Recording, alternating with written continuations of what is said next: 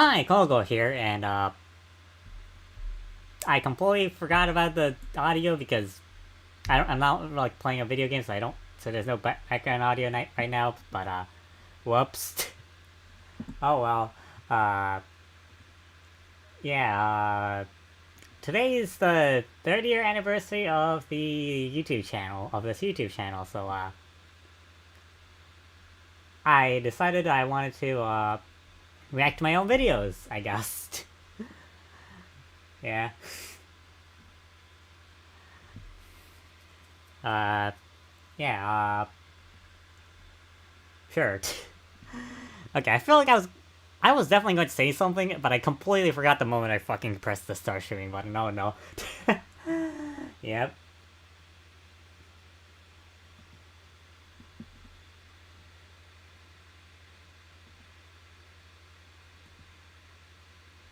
So yeah.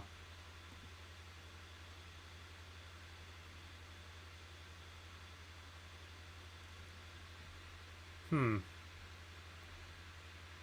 I'm kind of scared of this stream because my laptop is not cooperating with me, like has not been cooperating with me like at all recently, and it's been constantly overheating. So I'm actively scared it's gonna overheat, even though I only have like two browsers and OBS and Discord open. That's like it, and it's like nearing dangerous temperatures. So I'm like, please don't. I'm just gonna have to hope that it doesn't overheat. And if it does, what the fuck? I'm not even playing a video game, and if it overheats, like that's just kind of fucked. Anyways, yeah, I did not audio. I forgot to audio balance this before starting the stream. So whoops. Anyways, we're not gonna be watching like the older stuff because I don't want to. I'm just gonna be watching the stuff I'm really proud of, I guess. But I am really proud of them. But I had, because I knew I was gonna do the stream at some point, because I wanted to do the stream at some point. I have made sure I have actually made sure not to rewatch my content, at least after they get uploaded. That is. Of course, I rewatch them before I upload the video because, well, I need to make sure that it exported correctly. But after that, I don't rewatch my content usually. Well, I do rewatch like some of my stuff because I just wanted to. But for the most part, I've stayed off rewatching it because I knew I was gonna do the stream at some point. But yeah. Oh god, I'm not used to showing OBS so on stream, so I'm actually going to click away from the OBS screen now. That scares me a little.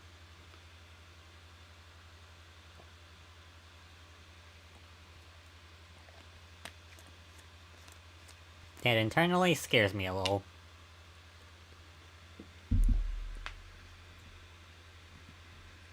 So yeah. I guess we'll get to things. We'll just jump into things. So what's the first video I want to watch? I don't want to watch my older videos, so let's watch one of the videos in the thumbnail, I guess. Starting off, I want to watch the videos that are on the thumbnail that I made for the stream. Plus, if we have time, maybe the total game tier list video, because why not, I guess. But I'm kind of nervous, even though I mean it's my own fucking content. Am I gonna cringe or am I gonna think it's actually good? I don't know. I spent a lot of effort and genuine time making some of these videos, and I haven't rewatched some of them. And I'm kind of scared to. But yeah, let's just jump into things, I guess.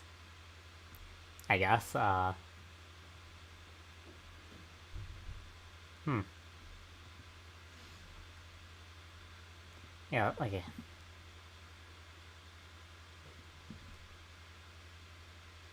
Oh god, because... Oh god, the fucking ads. Toho, if Oh wait, I guess Opera just does that. Okay, whoops. Opera just skipped ads for me, I guess. I don't know what... Okay, it does that? I didn't even know that. Hold up, audio balancing should... Is audio balancing fine?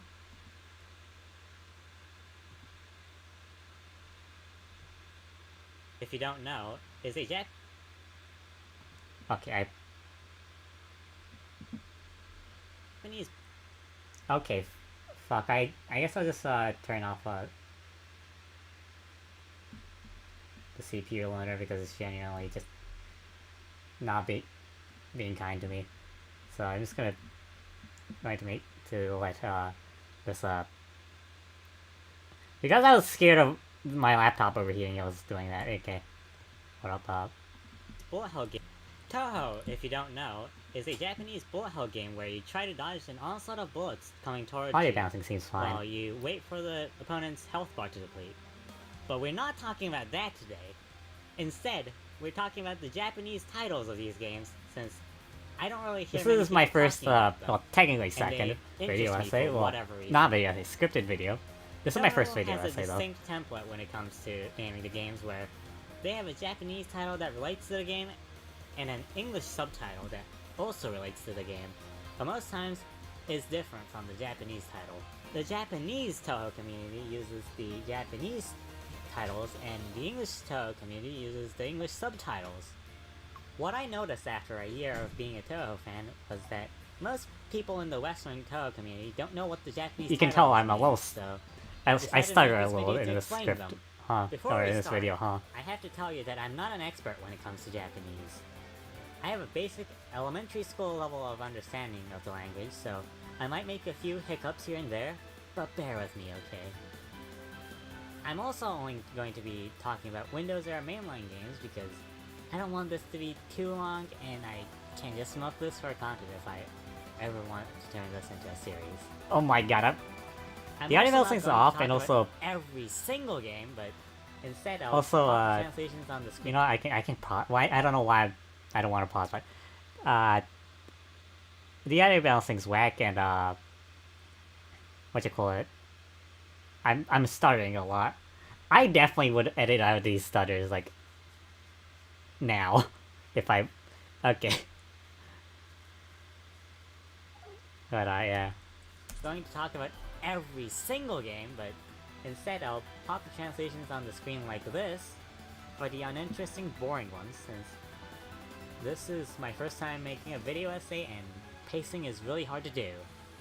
Yeah. Speaking of, you're probably tired of me talking about concussions at this point, so I guess I'll transition. I wanted to make a short video because this was my first scripted video / video essay, so yeah, and I think that was the right call to make because, well, I made another one like a couple months later that I basically crunched on. Oh, we'll talk about that when we get to that, but I wanted to make a short video as my first one, and yeah, just to, I guess, test the waters, I guess, a little.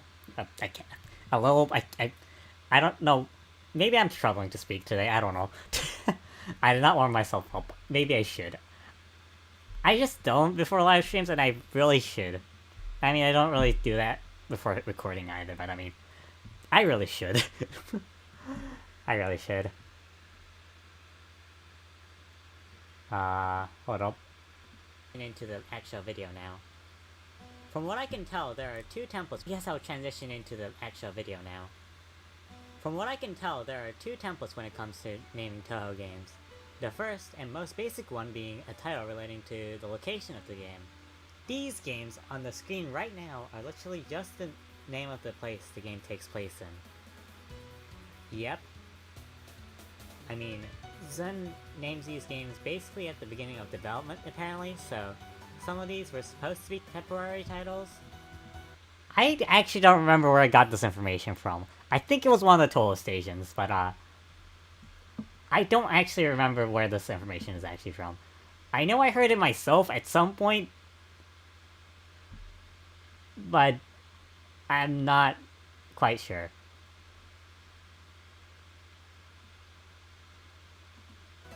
But he just stuck with them for one reason or another, whether it be because they were pretty catchy or he just simply couldn't think of a better one. And that's how we ended up with these kind of boring, but still pretty nice sounding game titles. One exception to this is UFO's title, which at first glance looks the same as the rest of the game titles, since Seirinsen is the Japanese name for Minamitsu I was gonna ship. comment on something that I forgot. You realize What I was that going to the comment timing on. for the game's title is actually different from the Pelican ship. The game's title translates to Star Lotus ship apparently, which I don't know exactly what that means, but the starship could be referring to the flying ship that's soaring through the sky that most of the game takes place in, or it could be referring to the UFOs that are all over the place in this game. And according to Wikipedia, the lotus is a sacred flower in Buddhism that represents the path to spiritual awakening. Yeah, I just Which fucking relates to the story of the game. I just fucking took that from Wikipedia because I didn't fucking know what. I don't know the language of flowers. Like, I know that exists. I do find it neat, but I don't know barely anything about it. So, yeah. Should I be full screening my videos? I mean, if I full screen it, you know what? Let's see. No, okay. If I full screen, it's hard to look at OBS, so I'm not going to. Where Murasa and Co. try to free Background from a centuries-old sealed sleep. Pretty clever, right? Which is a great segment to the next template. The second template is a title that relates to the plot of the game. Some of these games are very self-explanatory, like the ones on screen right now. But some of these are really interesting, like PCB's title, Yoyomu. Yoyomu translates to Go See Dream, which I assume is referring to Yuka's ambitions of reviving the corpse that's dreaming under the Saigyo Akashi, or it could just simply be referring to Yuka having a goal/dream. Or it could be a double meaning. Who really knows? The next and final Japanese title Okay, so for neat thing about Yoyomu, simply be referring to Yuka having a goal/dream. Yoyomu's Or it title. could be a double meaning. Who really knows? The next and For Yoyomu's title, it also kind of sounds a little bit like Yomu's name. I mean, you probably could just tell just by the sound of it. I think it also shares basically the same kanji as well. Who really knows? Goal/dream. Or it could be a double meaning. Who really knows? The next and final Japanese title we're going to talk about is lowercase Japanese title. I kept this one for last since I thought it was the most interesting one by a long shot. Lowercase title, Kanjiden, translates to Ultramarine Orb Tail, which is referring to the Ultramarine Orb Elixir that Eren gives you, that lets you use point device mode. The elixir temporarily removes the impurity of death, and allows the user to experience the immediate future. It's based on an actual myth from 7th to 8th century China, where Zhang Yue, a prime minister of China's Tang dynasty, apparently owned an ultramarine jewel that let the user recount their own memories. I am struggling Very similar here. to how point device works. Like, I'm struggling very much on this part. And I probably still would, because I don't know what the fuck I'm talking about. I think I got this information from Wikipedia as well, I think. In Lol K, where you get to retry and learn Because from I'm your not past that mistakes. knowledgeable on mythology Pretty and cool, stuff. huh? Some prospective viewers might have noticed that I forgot one game, which is where I introduced the third and final template, the title that's somewhat related to the game, or the other section, or the I don't know what this is section. So...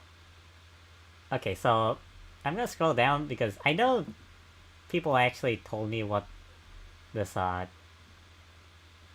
next game title is. I should probably play this section and then look at the comments after, but... Hidden Star in 4 Seasons. HSIFS's Japanese title, Tenkusho, translates to Heavenly Jade Dipper, according to the English Toho Wiki. But I have no idea what a Jade Dipper is, and believe me, I tried to figure it out, but to no avail. So I did try to figure this one out, and I couldn't. But I'm just really bad at researching. Because apparently it did say in the Toho Wiki, I was just looking at the wrong part of the fucking Toho Wiki. And I looked at different fucking stuff as well, and I just couldn't find it. Somehow. I'm still shocked at the fact that I couldn't fucking find anything related to this, and it was just on the Toho Wiki. That's just how bad I am at fucking researching, I guess. I looked for it, and I couldn't find it, it was just fucking on the fucking Toho Wiki. Like, I felt really fucking dumb.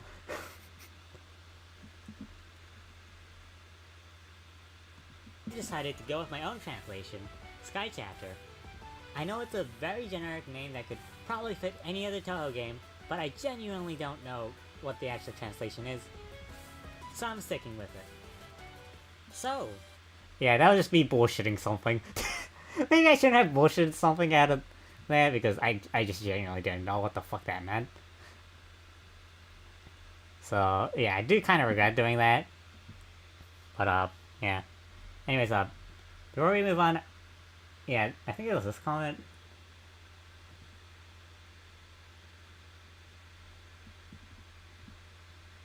Yeah, okay, yeah. The Dipper is reference to the star constellation Big Dipper, which is what's shown on Okina's tabard. Yeah, I didn't know about that. I looked it up and stuff, and I fucking couldn't fucking find anything, so...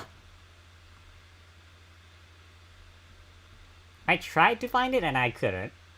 And then here comes a commenter who easily found it, and I'm like, god damn it, that's such a simple location too. Like, it was just on the fucking Toho Wiki. God damn it. This is gonna be a common trend, because I am not good at fucking researching. Yeah. What did we learn today?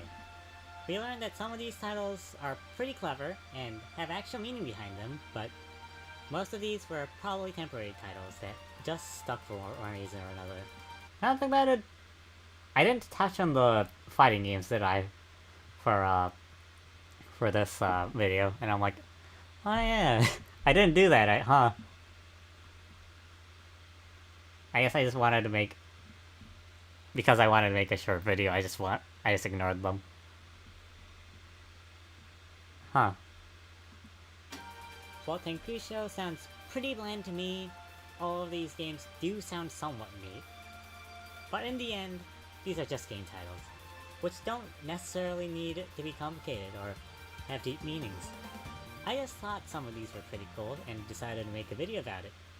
And if you want to watch me talk about random things about Toho like this... random ass Kirby music. Okay, I completely forgot I was in there. What the fuck?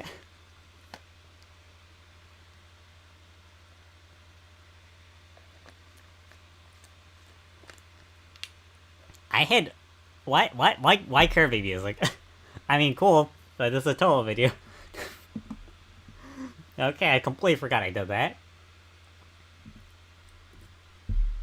Make a video about it. Kirby jump scare. And if you want to watch me talk about random things about Toho like this, consider liking the video and subscribing to this channel, because it'll motivate me to make the next one. And please leave a comment in the comments section below.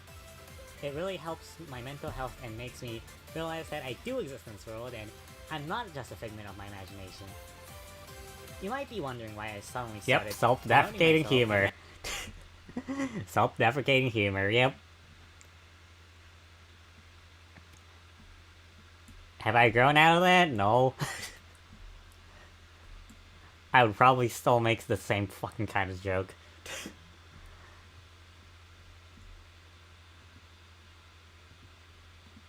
that because I'm really bad at writing outros, and I have no idea how to end this video, so...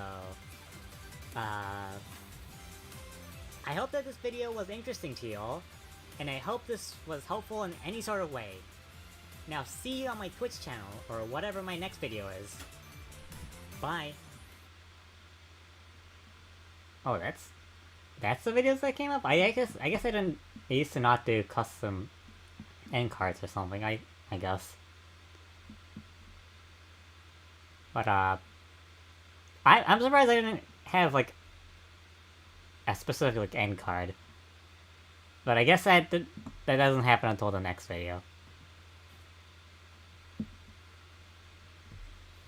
So I guess I wanted that to be my fucking end card. The Kirby music, I guess. The Dreamland 1 ending theme. Huh. So let's just look at the description, because I know I write stuff in my descriptions, commenting on the video. Oh yeah, this was made for Toho 6's anniversary, USC's anniversary, or Toho Komakyo's anniversary, 20th anniversary. So yeah, that's neat.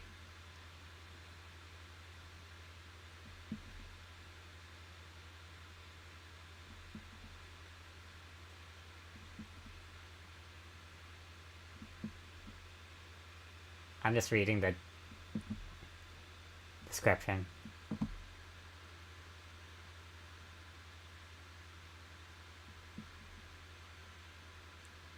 I realized this during editing, but Kanjiden has another meaning reference that didn't realize where ultramarine is a blue pigment of lapis lazuli, which is referring to Hikachi lapis lazuli. Huh, neat.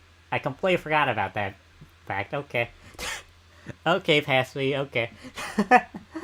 I completely forgot about this tidbit, what? Oh yeah, chapters, video chapters, I'll put them here eventually. I never did. I never did because I didn't want to rewatch this, because... I mean... I didn't really want to spoil myself for this reaction video, because... or reaction stream, because... I mean, I wanted it to be somewhat fresh, even though I'm the fucking person who made the video in the first place, but, it's been like 2 years, so... It's been like 2 years since I made this video, so yeah. Nearly.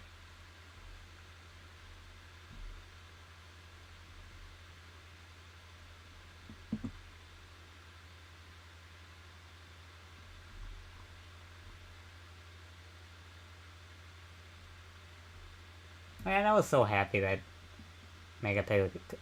I can say it correctly. Megapig commented on, my video, because, I mean, this was part of Toho 6 Day, which was being hosted by, him, so, yeah, that was cool. And he's a content creator I look up to, so, yeah. Or at least a content creator I actually watch, so, yeah. Okay, so, that's the first video.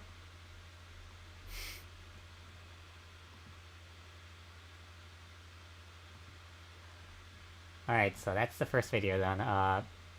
Honestly, not as bad as I thought it would be.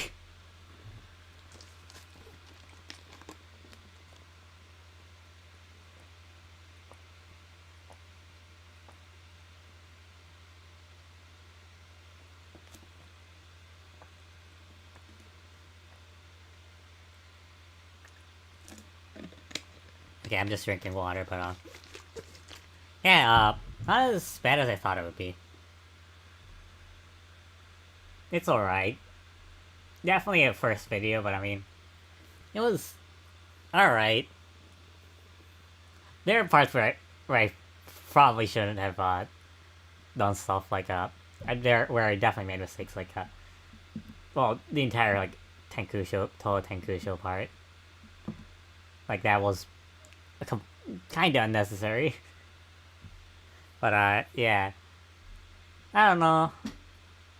Well, this video, I thought it would be a pretty good first video for me to make. First video essay for me to make because I am bilingual and I wanted to use my bilingual skills in some kind of way. So that's why I ended up doing that. That's why I ended up making this video of me explaining the Japanese solo game titles. Yep. So the next one is why I love Torodama Kaga. Okay, before I move on to that, is there anything else that I forgot to comment on in this one?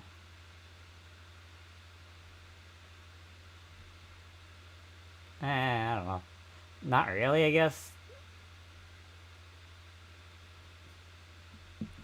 I generally don't remember much from the making of this video anymore, to be honest.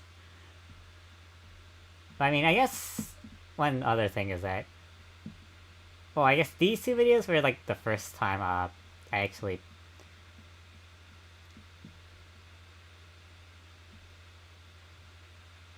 actually tried to video edit, like, somewhat properly, I guess. So that's neat, I guess. And you can tell I'm still not the best at it, and I'm still not good at it, don't get me wrong, because I don't know shit about how to make videos. I just kind of just YOLO it. Because, yeah. Yeah, I'm completely... I don't know if self-taught is the right word, because I haven't even taught myself anything. The only thing I've done is just make more videos, so maybe I got better. Who knows? I don't know. Anyways, on the next video, why I love Torodama Kaga. Hi, Canonical here. July 18th, I was scrolling through Twitter when I saw the sad news that Torodama Kaga is shutting its servers down, which essentially kills the game completely. While I was very sad that one of my favorite games, maybe ever, was gonna be unplayable in a couple of months, I was kind of happy as well because now I have a clear excuse to make this video. I want to gush about this game while I still can and maybe convince some of you to try it out in the last week or so that it's available. Okay, so I say a week or so? When was this released? October 19th. So there was slightly over a week between this video and the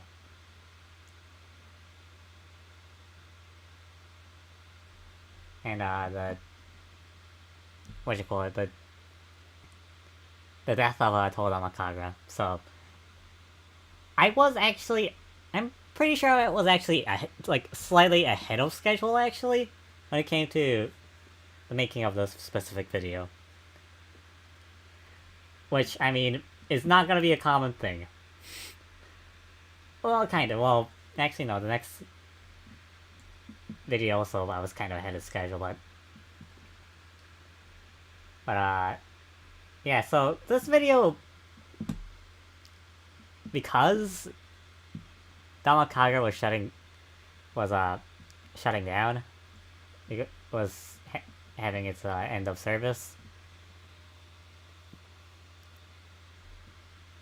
I just kind of went, oh no, I have to make this video in a somewhat short amount of time. So yeah, I just crunched very hard. This was like the only video where I've actually crunched because I genuinely spent a lot of time at the end, like trying to get it out on time, and I did. I did. A couple days early, actually, but yeah, I don't think I could do something like that anymore, and I don't think I could be that motivated anymore for videos, because I was genuinely like working at fucking hours, like so many hours, like multiple days straight trying to finish it. So yeah, oh, most of the other videos I just kind of do for fun.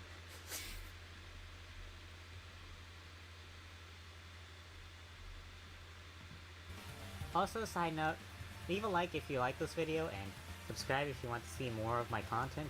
It really— Wow, that text is so hard to see. Yeah, current me would definitely have like an outline on this. motivates me to make these videos, since they are a pretty big time investment for me. Alright, enough shilling. Let's now talk about why I love Tohodama Kaga. So for those not in the know, Tohodama Kaga is a officially licensed Japanese mobile gacha rhythm game based Oh, on I the started. Toho, which is a series of bullet hell games with excellent music. Toho is basically known for its music, so the devs of— I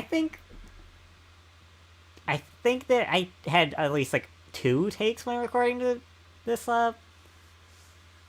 video. Oh yeah, the previous video I did like 3 takes of for my voiceover, but for this video it was I think 2, and for the future videos I think it was just I just did it in 1 take because I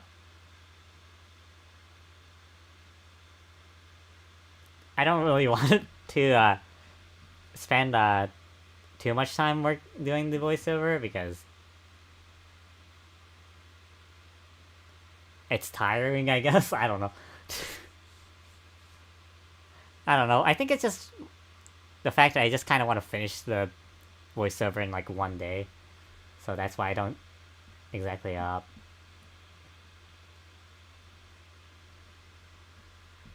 what you call it. I don't actually redo my takes. Well, no, I definitely redo them. I just do it in wrong recording, basically.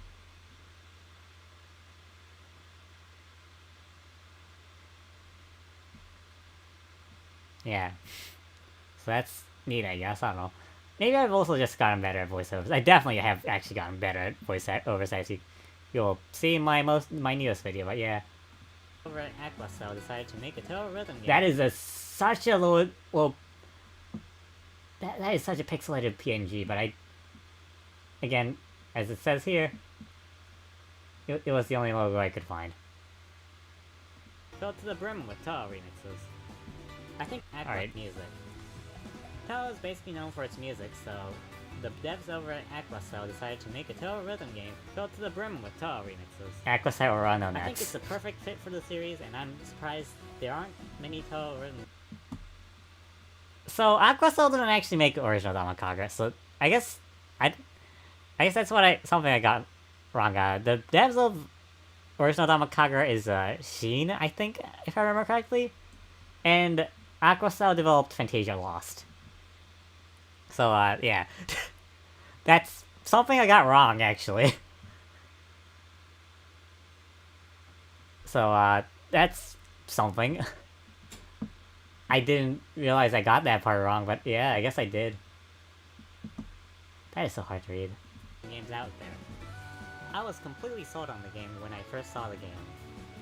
When I first found out about this game, it was right around the time I had started getting into Toho. Its music, characters, lore, and its many, many fanworks, so when this game was advertised as a Toho rhythm game with a lot of Toho remixes from famous doujin circles such as Pull and Create, Ulysses, Tokyo Active Meets, Yuhei Satellite, Shinra Bansho, Soundholic, and a lot more. Plus, one of the original songs from the official Toho games was in it with full permission from Zun. I was immediately down to play this game at launch. I ended up picking up Toho Lost Word instead of this game. I just noticed this, and I'm just like, ugh. But I just felt a little bit of my soul die, but I sound so unenergized here. And I'm like, oh, I feel like you could have put a little bit more emotion into those lines past me, but oh well. I definitely do a better job later on, but yeah. Game at the launch, I ended up picking up. I was immediately down to play this game at launch. I ended up picking up Toho Lost Word instead of this game at the launch of Tohodama Kaga, but that's a story for another time. Because I got addicted to Lost Word. I will not talk about Toho Lost Word. I don't want to. I just don't want to. And I mean, I've talked about some stuff about my past with Lost Word. Like the fact I got the story of that game I was completely spoiled on for I think chapter 2 by the YouTube ads from the official Lost Word channel. So yeah, that kind of ruined my fucking experience. So yeah, a little bit. I ended up starting Toho Damakagra a week after it was released. My first impressions of the game were slightly mixed. The game was gorgeous. Maybe that was because I had been playing basically only retro games for like 2 years. I don't know. But it was a little too intense for my iPad on high settings, and it would start to lag heavily when I played in long sessions. I did find the graphic settings eventually, which, side note, why are the settings so hidden in this game? It genuinely took me like 80 hours to find it. It's in the upper right corner, but only when you're in the home screen. Any other screen, it's replaced by the home button. I spent so long trying to look for it. That is... Yeah, this is one complaint I still have with original Donka. Why was the settings so fucking hidden in that game? Like, you had to go through a lot of menus to get to the fucking settings, and it was not easy to tell where the fuck the settings were. I do still have that complaint for OG Donkai. Probably the one problem I have with the UI in this game. Has anyone else experienced this? I genuinely want to know. Alright, enough getting sidetracked, back to my first impressions. I loved how the game looked with the pretty live 2D models of the Toho characters in the background while you're playing. It was really breathtaking to just watch the characters just swaying in the background while notes came from their direction. It really reminded me of the original Bullet Hell games. Hell, it honestly looks way more faithful to the original game. Okay, so this is something I completely agree with past me, because the live 2D models beneath the rhythm game, and also like the spell cards that you're gonna see after I unpause this, like, were such a really nice touch, and it actually made you feel like you were playing, you know, a Toho game instead of just any other normal rhythm game. And this is something a complaint I have for original Damakaga as a casual player. It's definitely better for more I guess competitive folk and the type of people who do like score attack and who try to go for like all brilliance and frame perfects and stuff for Fantasia Lost, but I definitely miss how the original Toho Damakagra looked. Because this looks like a Toho game. Fantasia Lost looks like a rhythm game. Any other rhythm game, so...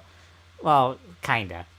I mean, there is still some graphical flair in Fantasia Lost, but I think this is something that original Damakagra did a lot better, in my opinion. But I think I probably should shut up now, because I'm probably gonna fucking say the same stuff when I make the Fantasia Lost review, because I do plan on making that. So yeah. Games than I initially thought, now that I've actually played some of them. And I feel a weird sense of satisfaction every time I see a spell card in the background that I've actually gotten to experience in the game. They had excellent choices for the music, spanning a lot of different genres, and they're all amazing. The original songs are also incredible. I especially love Beat Mario's remix of Wriggle Nightbug's theme, as well as Keyhouse's remix of Raymond's Phantom Story of Flower View theme. I'll have those linked in the description because I'm scared of copyright. There's also another somewhat original remix that I love that I'll talk about later, since it somewhat relates to gameplay. It was also very surreal playing the original version of Ghostly Band Phantom Ensemble like this, since I had heard it was the first time Zen allowed the use of... It's still bothering me, but it's still bothering me that I still sound a little unenergized in the voiceover. Like, I kind of sound uninterested in this, even though I definitely am not. I made a the fucking title is why I love Damakagra. Like, you know I like this game, like, a whole bunch. Like, I absolutely adore this game, but my voice isn't really reflecting that as much. So, yeah.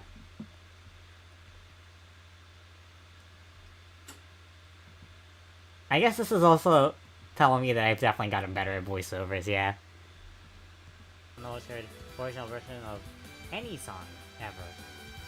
Seeing the original lined up with all the other fan remixes in an Oh my god, licensed rip. looking at the UI for original Damakaga just fucking sent a fucking wave of nostalgia into me. I'm like, oh my god. I'm fucking feeling the nostalgia for Damakaga. Oh no.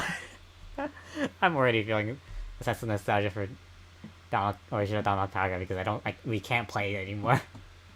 Rhythm game, made by fans of the series, just blew my mind. I'm pretty sure this could only happen with Toho, and it warmed my heart so much that I'm pretty sure this image is part of the reason why I became a Toho fan. That's enough praising the game, let's talk about the parts that frustrated me as a first-time player.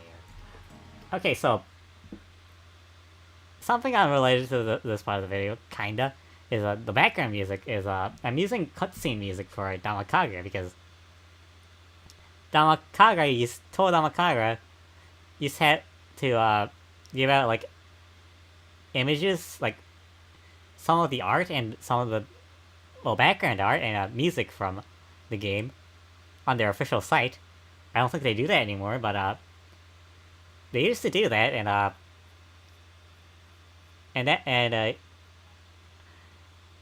yeah, that's why all my background art is from Damakaga. Well, partly. It's also because I just like Damakaga's background art, but here I'm mostly using the music from the cutscene music from Damakaga because they were giving it out for free. So yeah.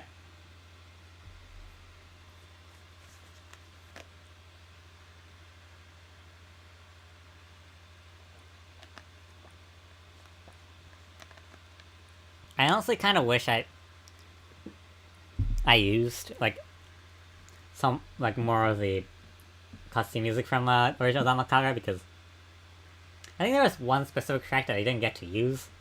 That was my favorite one from the soundtrack. So yeah, that was a kind of a shame. First of all, I hated the difficulty of the game. Easy and normal were too easy for me, and hard I remember just being annoying. These blue notes that appear from hard onward feel so precise at first. I'm pretty confident this is the most common jumping off point for beginners. It was for me as well. It took me— How naive I was. How fucking naive I was. Fantasia Lost has this way worse. Yeah, how naive I was. so long to get used to it, and you kinda have to if you want to challenge the harder difficulties. Another problem I had with the game is its pacing. You unlock the story so slowly in this game, I genuinely hated it. This is a genuine While complaint. it's fine at the very beginning, it gets way worse later on. The game makes you wait a couple hours to a full day to unlock cutscenes sometimes. It completely put me off the game. I heard it was somewhat fixed in the 2.0 update of the game, but it might have been too little too late since that update came out after the game's closure was announced. I liked the game, but not enough to play it regularly, so I just went back to playing Lost Word again. I cannot say the word regularly. Regularly. That has not changed. Yeah.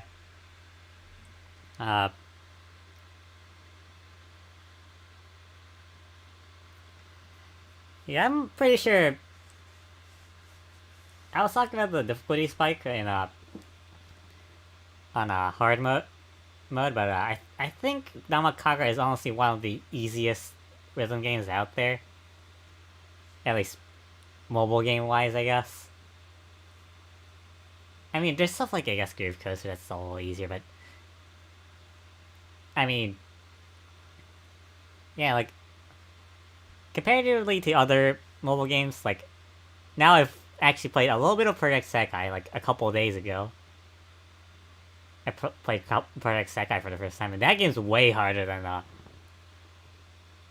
Damakaga. And also Fantasia Lost. Fantasia Lost is like 10 times harder, so so yeah. And afterwards. So why did I decide to go back to this game?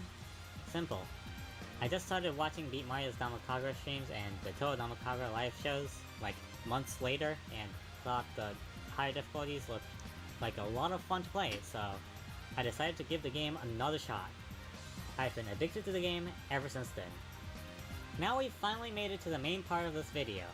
Why I love Tohodama Kagura as a person who's put over 100 hours in this game. Yep, This next part will be my quote-unquote I put review of 160 the game, hours of this game. On about why I love Oshidama Kagura. with, of course, the core gameplay. Tohodama Kagura's core gameplay is a rhythm game, and my first one at that. Although I had played a few rhythm game-like things, such as the DDD Drum Dash game mode in Kirby Triple Deluxe, and that one minigame in Splatoon 2 I don't know the name of. Okay, so, a little bit of a correction. I used the DDD Drum Dash Deluxe logo, because that's the only one I can find, but I've never played Deluxe. I've only played the minigame from Triple Deluxe that's DDD Drum Dash. Without the Deluxe, so, yeah. And it fucking... This DDD Drum Dash is the worst carpal tunnel I've ever fucking felt. Like... It genuinely hurt my hands to play, to the point where it continued hurting for like 2 or 3 days.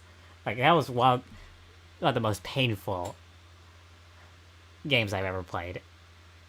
But, like, physically. But, I'm getting sidetracked. Let's get back to the video. I had never played a proper rhythm game before this game. That's kind of why I started playing easy at first and worked my way up from there.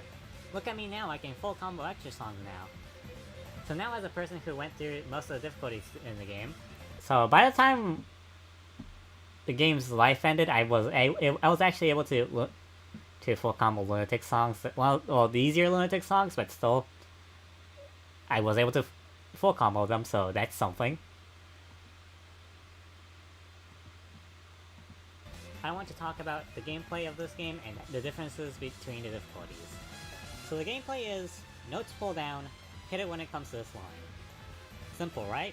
It's not as simple when there's this many notes on this game. Okay. There are 3 types of notes in this game. The most basic I used that clip on that? Okay. Simple, right? It's not that's a fucking smart-ass choice to use that clip for that explanation, okay. The most basic, this many oh my notes god. Simple, right? Okay, that's funny. It's not as simple when there's this many notes on the screen. That's a lot of notes. There are 3 types of notes in this game. It's simple when there's this many notes on the screen. There are 3 types of notes in this game. The most basic one, this yellow one, works like you would expect. You hit the note on the beat, that's it. These blue notes work like most other rhythm games where you hold it until it ends and release it when it does. The green notes, on the other hand, are a little different. They're called fuzzy notes, I think it's native faith. As the name implies, they're easier to do compared to the other 2. Oh yeah, that's definitely native faith. Marcy's version. And it'll count. The footage. Fuzzy notes and oh no, I can tell what the fucking song is just from like looking at the fucking fuzzy notes and as the name beat implies, map. Oh no. I'm in too deep. You just hold the lane the fuzzy note is about to fall in and it'll count. You could also just treat it like the other 2 as well. You're probably screwed if you try to do that on Lunatic, but I guess you could try to do it. These notes are commonly used to replicate guitar strums or when the drum speeds up on lower difficulties. I'm definitely explaining it in detail because for Tohodama Kagura because it was one of my first rhythm games I had ever played. So I'm actually genuinely like, because I didn't know what the mechanics were before, or how rhythm games worked before I played this game. So I decided to also explain it to maybe some other people who might not know how rhythm game works, I guess. So that's why I wrote it this way, of explaining it in detail. I definitely wouldn't do this. But I definitely wouldn't explain it in as much detail now, but I think that's a neat thing I did, I guess. I'm sorry I don't know much about music, so I don't know what it's called. Or to just fuck around with you and draw a giant 9 on you. Yup. These notes are very easy to do, and they're pretty satisfying as well. feels really good hitting all these notes at once.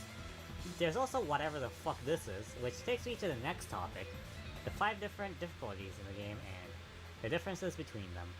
There are 5 difficulties in this game: easy, normal, hard, extra, and lunatic.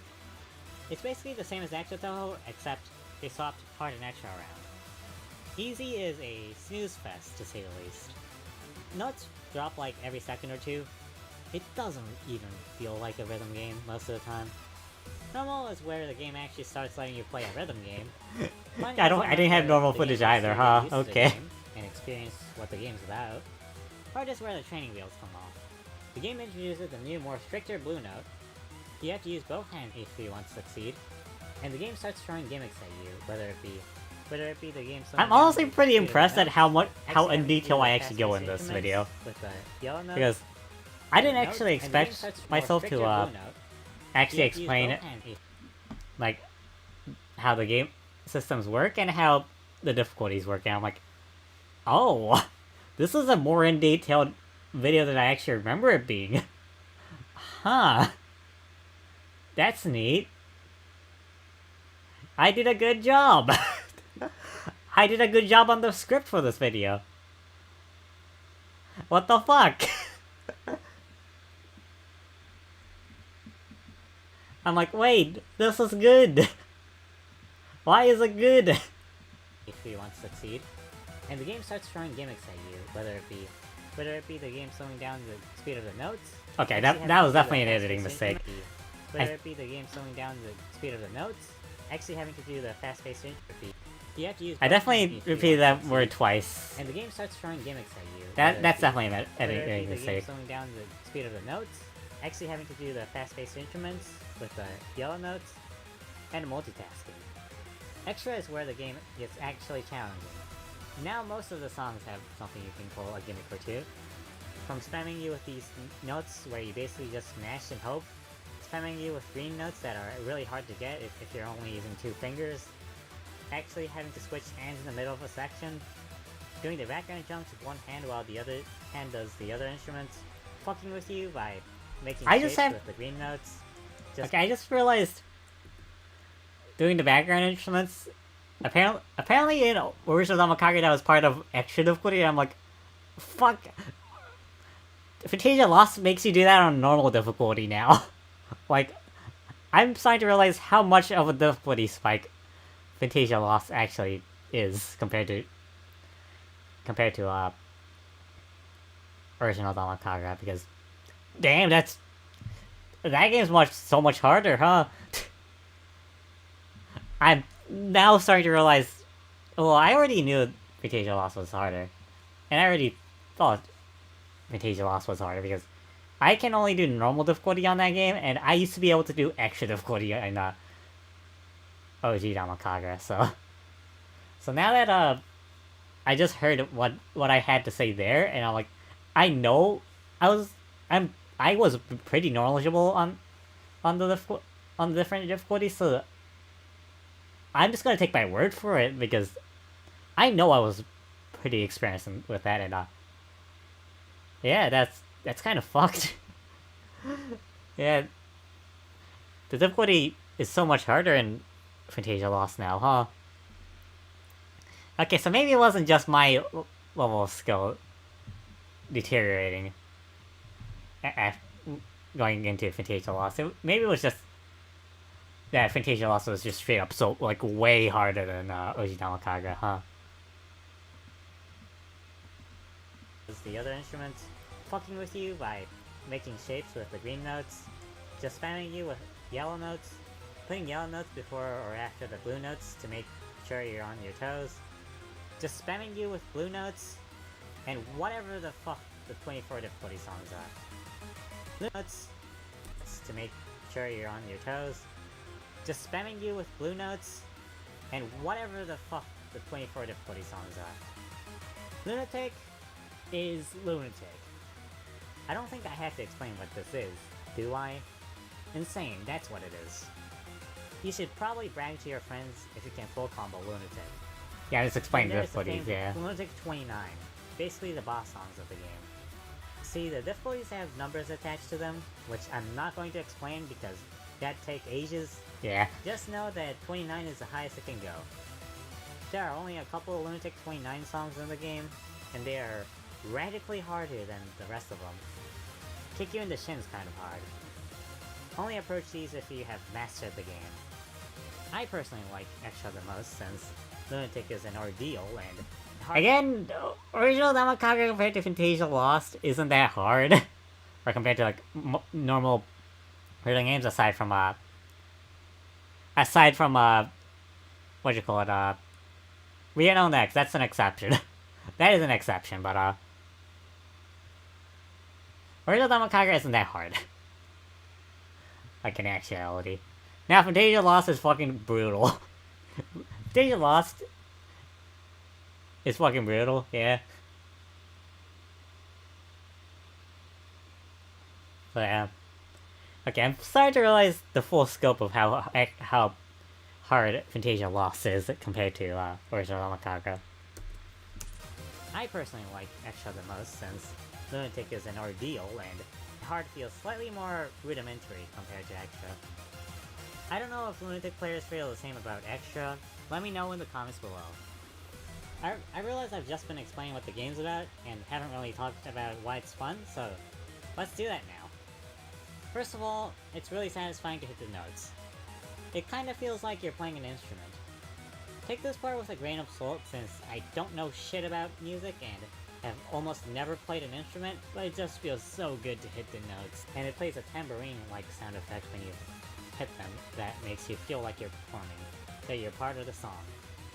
Most players, when they get to a competent level of play, turn this off, but I never will because I feel it is part of what makes the game for me.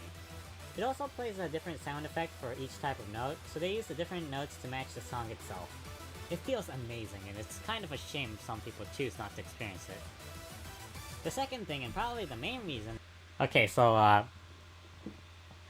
had to fucking turn off the sound effects because of, my audio delay with the capture card. So, yeah, I ended up having to turn it off as well. Well, I still have it on for Fantasia Lost, but still.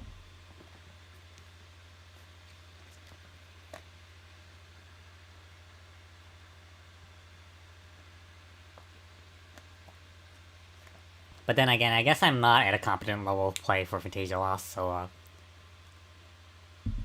I guess that too, I guess. That's also a factor too. Sure. And is that Toa Damakaga is a skill-based video game, so it is very fun to practice and hone your skills at. You can make it so that your units give a helping hand to you, but that's all you're getting. A majority of the game has to be done with your skills alone, and it's probably why I like the game so much. Unlike a lot of gacha games, you can't pay to win. As a person who likes speedrunning competitive video games, this game feels like a perfect fit for me. While at first I quit the game because I hated the blue notes, it did feel really satisfying when I actually became able to do them almost mindlessly. Some things that looked impossible for me early on felt very plausible dozens of hours later. I started to recognize what hand motions I was supposed to do while playing songs. While at the beginning I could barely beat even the easiest hard songs, by the 100-hour mark, I was full comboing Extra songs. Being able to clearly see... And by the 160-hour mark, by the 160-hour mark, I was full comboing the easiest Lunatic songs, so... yeah, that's neat, I guess. Full comboing Extra songs. Being able to clearly see how much I was improving was so refreshing compared to numbers on a timer. I felt and still feel proud of how far I've come. This sense of accomplishment, for me personally, probably is the best part of the game, and the only thing I think that can match this feeling is the mainline Toa bullet hells. I might find something else that might match it eventually. I've heard that this game's pretty similar to Project Sekai, so I might try out that game sometime in the future, but for now, it's... I mean, I tried Project Sekai a year and a half after this video released. I tried it a couple days ago. Like, literally a couple days ago. It was this week that I actually tried out Project Sekai. But at least I fucking did it eventually. At least I did it eventually. Yeah. It took me a while, but at least I did it eventually.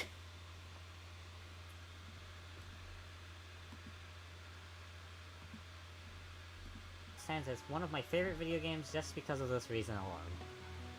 Third and final thing, you get to listen to some incredible music.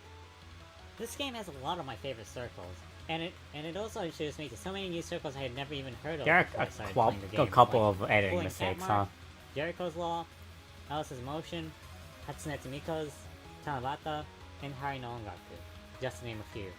Every song in this game is a banger. My personal favorites being Sacrifice from Alshomaria Records, Full Festival at the Divine Spirit Mausoleum from Hari no Ongaku, and Surrounding Harvest from Saikenya. I honestly love every single theme in this game. They're so good I sometimes just boot up the game just to listen to them. There's a playlist of all the songs in Damakaga on YouTube. I'll link it down below so you guys can check it out. So before we move on, I want to talk about the songs that do unique stuff in the game. First is Damakaga's version of Usate by Inappropriate, which completely breaks the fourth wall. Just listen to it.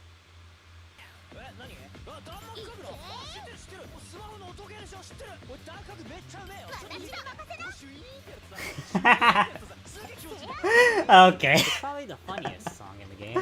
You know what?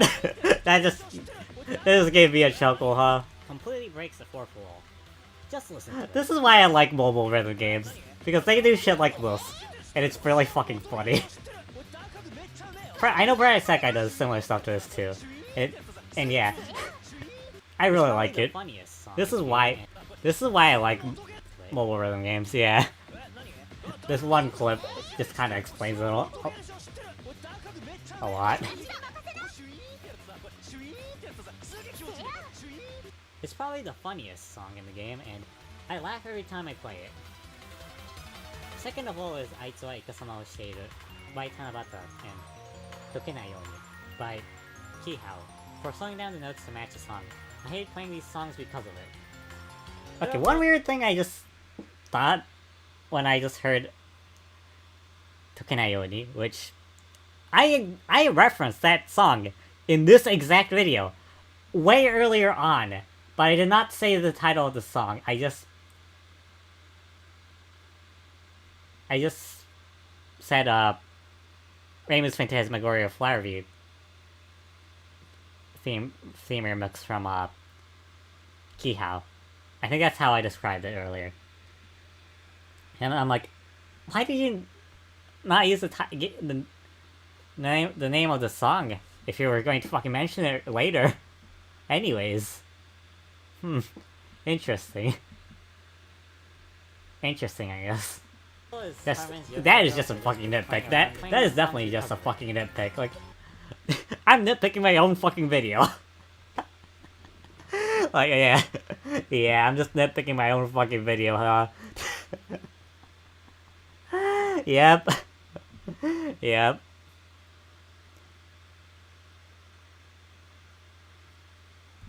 Yeah.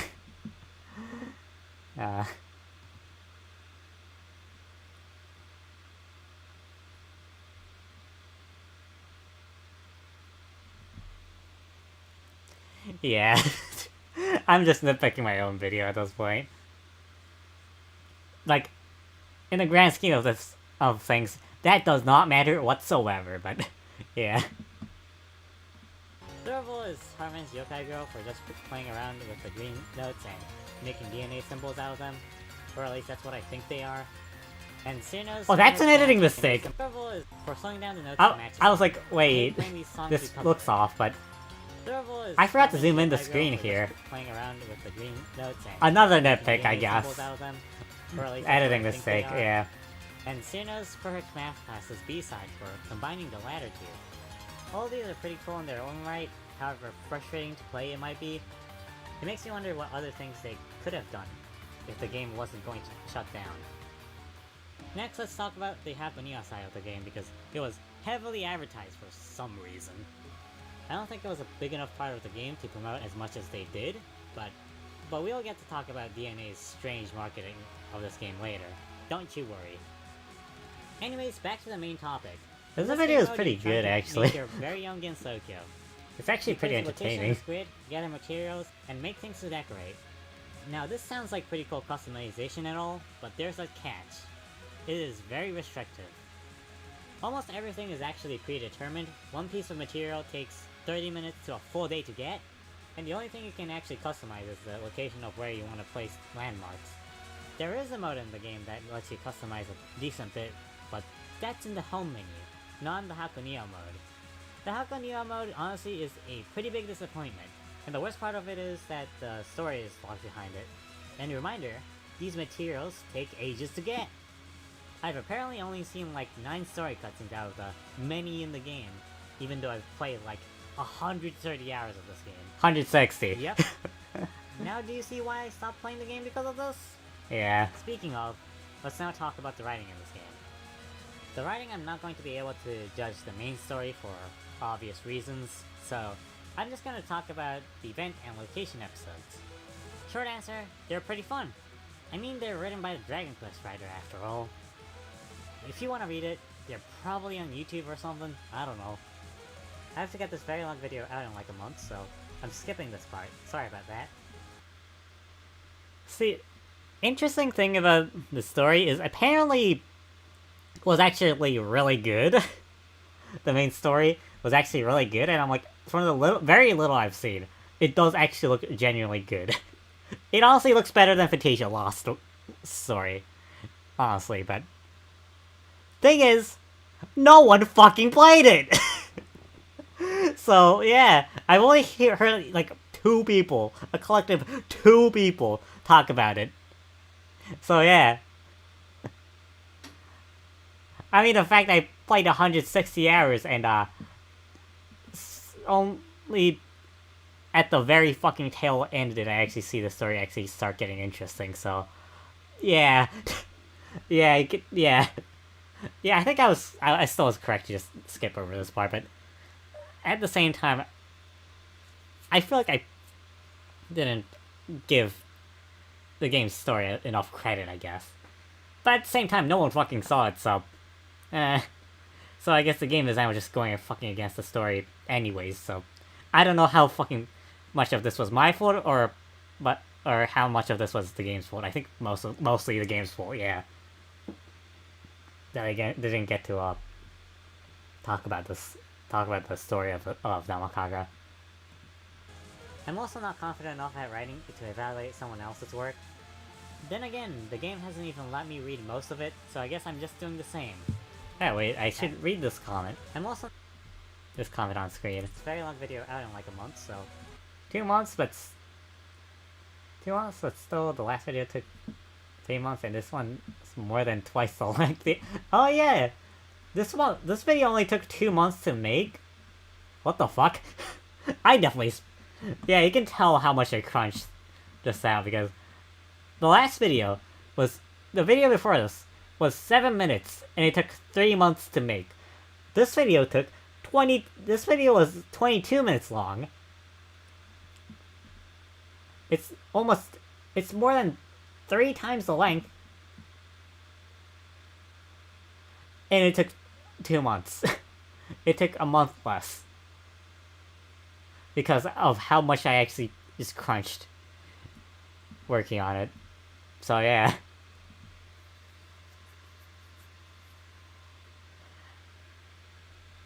Yeah, really, actually, I'm genuinely impressive. Like, I cannot do this stuff like again. Because I had a clear deadline, and I was extremely motivated to make this video. I don't think I could do something like this again. But yeah. I'm skipping this part. Sorry about that. I'm also not confident enough at writing to evaluate someone else's work. Then again, the game hasn't even let me read most of it, so I guess I'm just doing the same.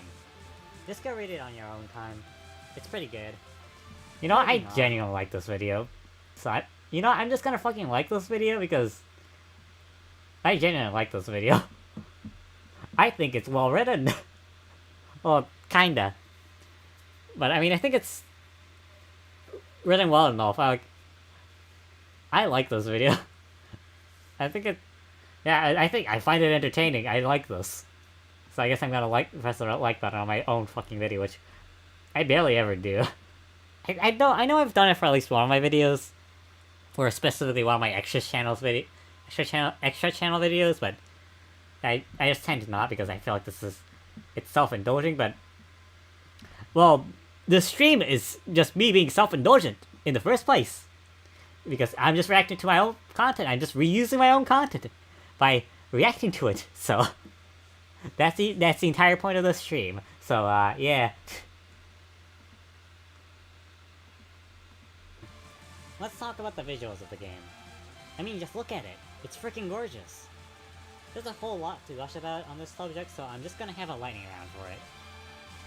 I love the live 2D models in the background while you play the game that react to what's happening in the game.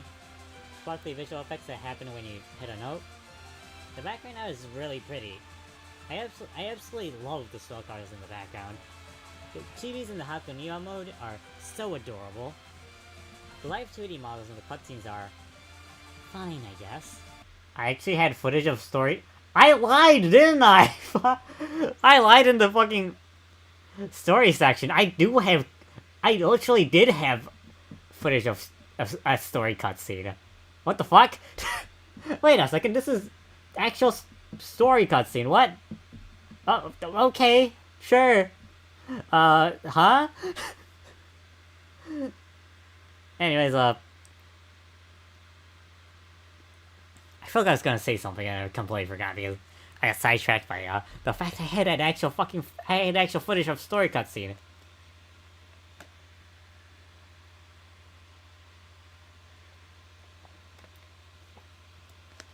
Even though it looks really laggy because I was using Elgato's stream link instead of capture card. So yeah. The cars you get from the gacha are gorgeous and they also move in various ways, so they feel really lively as well. The art for the actual songs are also pretty cool. A lot of these are basically new takes off established Toho remixes, and I find that really cool for some reason. And I now realize Just zooming into to this. end this part on, so we're just gonna transition to the next part. The gacha. We're finally talking about the elephant in the room. The gacha. So, how is it? Fine, I guess. Well, the odds are probably average. I don't know. See, the fucking thing is, I never realized how kind Damakaga's gacha is until I played like some other gachas. Well, maybe I should have recognized it just because of the fact that I played Total Lost World before this, and that was worse when it comes to gacha and stuff. Like, it was not as lenient as this game. And even, like, compared to a game of the same genre, like Backseat, this game throws a lot more free gems or gacha stones or whatever you call it to this role. So the game's actually was very fucking kind to players who played it for free. I would know because I played it for free. I meant to donate. I meant to spend money on it, but I kind of forgot to before they shut off old microtransactions. So yeah. But I donated to the crowdfund instead, and I think that's more important. So yeah. Oh, I usually try to stay away from this genre like the plague, so I don't really have Yeah, much of an idea of how. I still try to avoid this genre, the gacha genre, the mobile game gacha genre, like the plague. I still do. I think rhythm games are just an exception because you don't particularly need to have need to interact with the gacha to play the game. Kinda. But yeah. I mean, you need the gacha for to get a decent amount of health and good score and stuff for rhythm games and stuff. But aside from that, you can just play it normally if you just don't fucking if you're just good at the game. So yeah, it's not that big of a deal, I guess, compared to other genres where it's right in your fucking face. So yeah. Gachas work. Toadama Kaga is special where it barely even counts as a gacha game. Okay, I do talk about I it, mean, yeah. the cards you get from it don't really do much gameplay-wise, so the only two reasons you would actually pay for it is if you really want one of the cards. I just talked over me just going to explain everything I just did. Well, not everything. I was talking about comparing it to other gacha games. But this is just me talking about it in its own contained bubble. So, well, I guess it's kind of different. Or you just want to support the devs. Those are the only two reasons I can think of. I guess there's a special kind of SSR where you get a cool looking emblem based on the character. Oh, the only thing they are okay, that's definitely an exporting issue. Because, or, it's either an exporting issue or a YouTube compression issue. It's one of the two. I don't know which one it is. I guess I can check the raw video footage of it to see if which one that is. Those are there the actually only two is, reasons so, I yeah. can think of. I guess there's a special kind of SSR where you get a cool looking emblem based on the character, but the only thing they are bragging rights, basically. You really don't have to touch the gacha if you don't want to. This is just... The only Okay, this section is just me showing off you the really don't have to touch emblems the gacha I if got, you don't huh? want to. The only time you really need to is the tutorial. That's it. Oh, that image is pretty. If you just want to play the rhythm game portion. Okay, that image is pretty. Gacha if you don't want to. Bragging rights, basically. You really don't have to touch the gacha if you don't want to. The only time you really need to is the tutorial. That's it. I'm just looking at the cards and I'm like, players like me who just oh want to god, play the rhythm that game looks pretty portion to of me the now. game, I didn't really... Well, This players doesn't like stand me- out to me when I first played that game, but I can tell my taste in art has somewhat changed because that looks pretty to me now. Like, very pretty, and I'm If like, you just oh want to god. play the rhythm game portion of the game, appreciated this.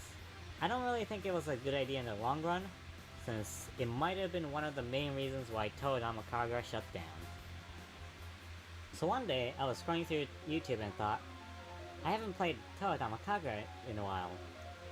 Let's check out what they added, and went to their official YouTube channel because that was where I went to check for what updates they've made. And the last video was 4 weeks ago. This was my first red flag when it came to the closure of Toadama Kagura. Apparently there was a much more obvious red flag where they added the option to get free items by watching ads, but I was kind of too busy streaming and making the previous video to play down Kagu, so I only heard about it after the fact. What's important is that I realized something was up. They used to upload like twice a week, but now the YouTube channel was completely radio silent. It was pretty obvious that they were running out of money, so it wasn't too much of a surprise when they announced that the game was closing. July 18th, I was scrolling through Twitter when I saw the... And call back to the intro. I like this part. That one of my favorite games, This is exactly the same and one I have as had the a lot of intro, and memories I with like over it. the past year. I like it. The sad game was closing. July 18th, I was scrolling through Twitter when I saw the sad news that Toadama Kagura was shutting its servers down. While I was very sad that one of my favorite games, maybe ever, and one I have had a lot of memories with over the past year, was going to be unplayable in a couple months, the writing was already on the wall for Don Kagu. Okay, that's the sentence where it changes, yeah. Yeah, I like this because it's a callback to the intro, the very beginning of the video, and I'm like, I was really proud of this section of the video, and I honestly, I still am. Even like a year and a half later, I still am proud of that section. It's just a callback. That was a cool idea I did. July 18th, I was scrolling through Twitter when I saw the sad news that Toadama Kagura was shutting its servers down. While I was very sad that one of my favorite games, maybe ever, and one I have had a lot of memories with over the past year, was going to be unplayable in a couple months, the writing was already on the wall for Don Kagu. I think what hit me harder was reading the developers' reactions to the news. The first one I saw was from the art director of the game, tweeting about it. She wrote about how she was notified about the closure a month before the announcement, and that the team had to fight for what they would be able to add into the game before it shut down, since they had been making content 3 to 6 months ahead. I did both paraphrase and translate that if you're wondering. I'll link the original tweet in the description. That leads me to believe that the devs had no say in the closure, and it was probably DNA that pulled the plug. So let's talk about the reasons why Toho Damakaga failed financially. Okay, I'm playing Unknown X at the end, huh? Okay. Okay, I see what you did there, past me. I see what you did there. Gacha was basically non-existent. I don't know how much that even matters since Toho Damakaga is DNA's third most money-making app, but... Oh yeah, I did do like a little bit of research, huh? Since Toho Damakaga for this video. I kind of forgot I did. Huh. Yeah, look at the Damakaga in third.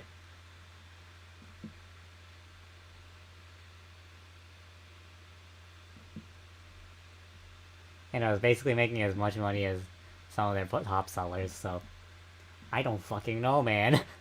I don't fucking know, man! Yeah. I'm like, what the... what? How?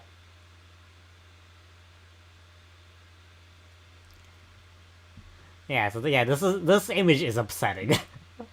This image is fucking upsetting. is DNA's third most money-making app, but I digress. The second reason might have been because this is why I had a feud. I had a feud with like DNA. I fucking hated DNA, and I still kind of do. I've definitely mellowed out a bit, but yeah. DNA did not leave the best taste in my mouth. They updated the game. Like DNA just kept like left a horrible taste in my mouth. That might have cost them a little bit. Third reason, and probably the actual reason for the closure, is that DNA just completely overspent on marketing. I mean, they ran ads on TV. They had ads all over Shinjuku Station, one of the busiest stations in Japan, and maybe even the world. And they borrowed a baseball stadium like 5 times for some absurd reason. Yep. I'm pretty sure it was DNA's fault the game had to shut down. It wasn't even Toho Damakaga's fault. If this game had a better publisher, it would probably still be alive and well, but unfortunately, it got stuck with DNA. So congrats DNA for killing your own fucking game and fucking over the Toho community in the process. Before we get to the conclusion of the video, I just want to say, please play the game for the last few moments it's alive. They're still updating the game with new songs and characters, so please play this game if you can. This is one of my favorite games ever, and I want as many people as possible to play the game before the server shut down. It's a really fun game, it's free, please play it. I'm begging you. In conclusion, Toho Damakaga introduced me to rhythm games as a whole, and it also was one of the first Toho games I ever played, so it kinda introduced me to a lot of parts of this series as well, and I am very grateful for it. I've had a lot of great memories over the years. This is a good ass video. And I'm very thankful to the devs over at Aquastel and Zine for making such an amazing game.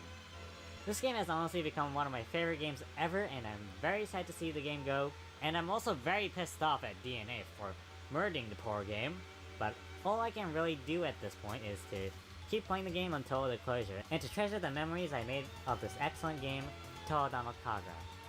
Thank you, Toho Damakaga. I'll sorely miss you.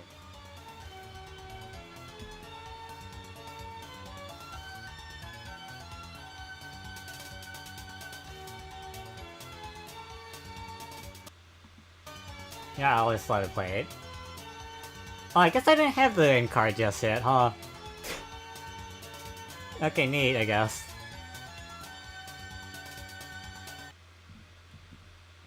I didn't have my end card just yet, even though my end card is from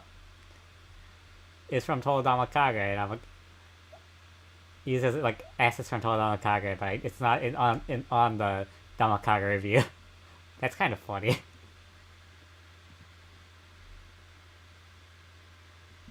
But yeah, that's a good ass video. Aside from the voiceover, I don't really have anything to complain. I went pretty in detail about why I like the game. I had a fair amount of good ass things, like fair ass points to say about this game, and I'm like, wait a second, this video is actually good. And also, I did some neat things with how the video is structured as well. And like, I also brought up like fair points as well, and I'm like, wait a second, this video is actually fucking good. Wait a second. Oh, wait. My videos are good. Huh. Like, I have like no confidence at all when it comes to making videos, so I'm like, I just think to myself, I make the fucking worst shit in the world, and I'm like, I have no confidence at all. But then I look back and I'm like years later after, I basically have like, well, I did have quite a few memories of it, but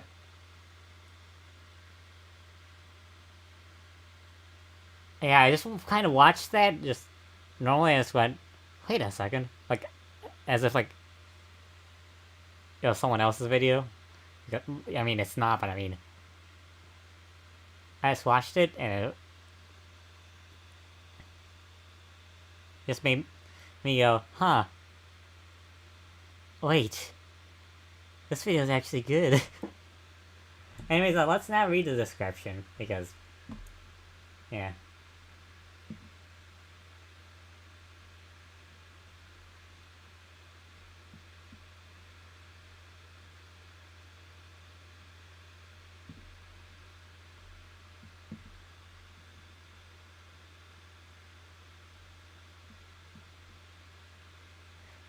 I think both the writing and editing could have been way better. What the fuck do you mean?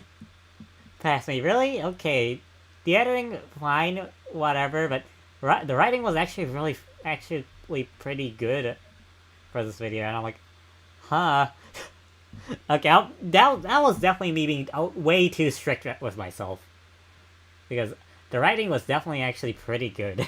And I'm like, what do you mean? What do you mean, Pass me? You are way too fucking strict on yourself. Because that was actually really fucking enjoyable and really fucking good. And I'm like, wait a second. Yeah. Because that's what I remember from making this video. But looking back on it, I was way too harsh on myself, yeah.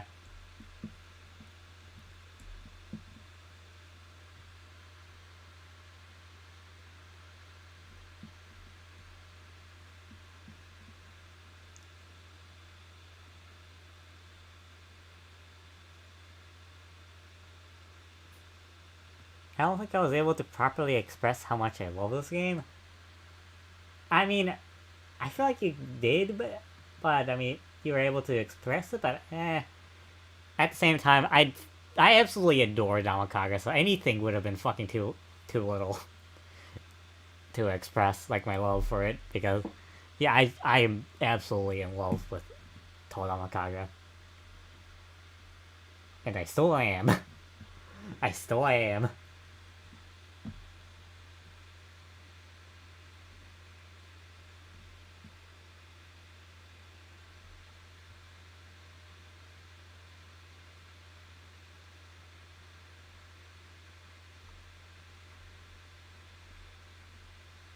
Well, I gave up on the timestamps, huh? I didn't even put the fucking chapters. I'll do it eventually here. And I'm like, okay, I think I learned my lesson to not have that. Because I knew I wouldn't do it, but yeah. Anyways, well, that's the end of that video, I guess. Okay, I guess I can look at the comments.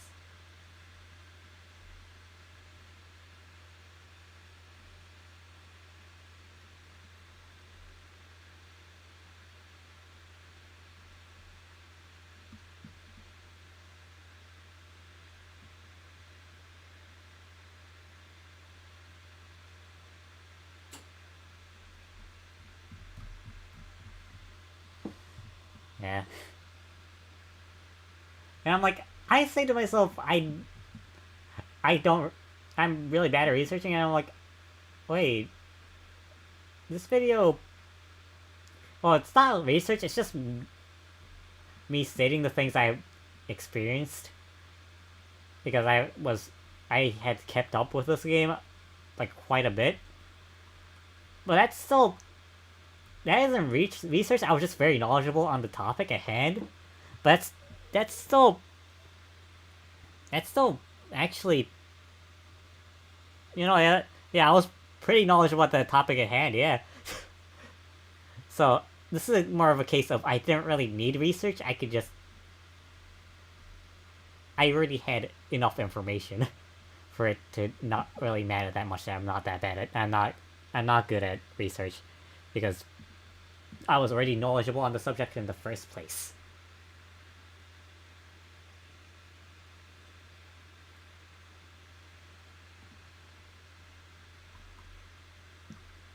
So, next video is this one. Pros and cons of customizable lives in early Toho games.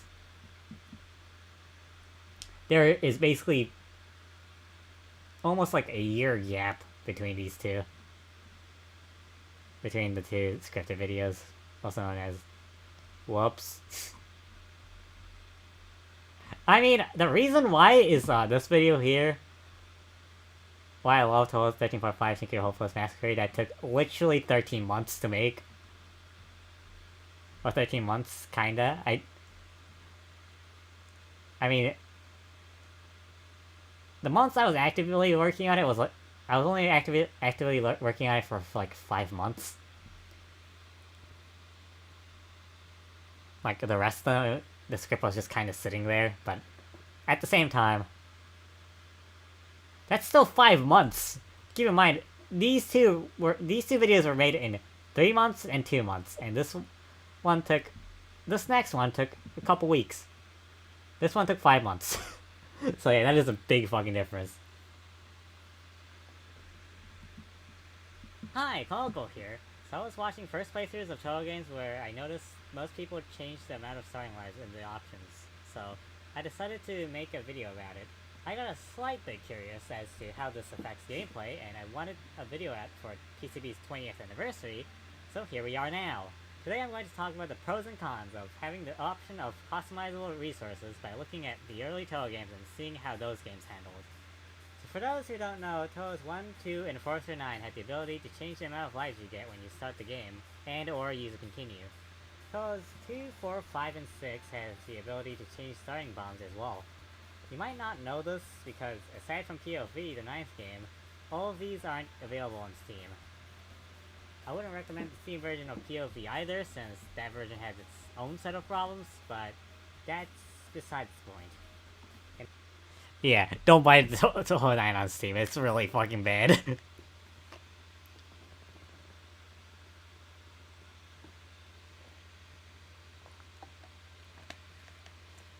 Or alternatively, buy it and get it patched, but that's a pain in the half when all the fucking patches are for version 1.5 and the Steam version only has 1.0.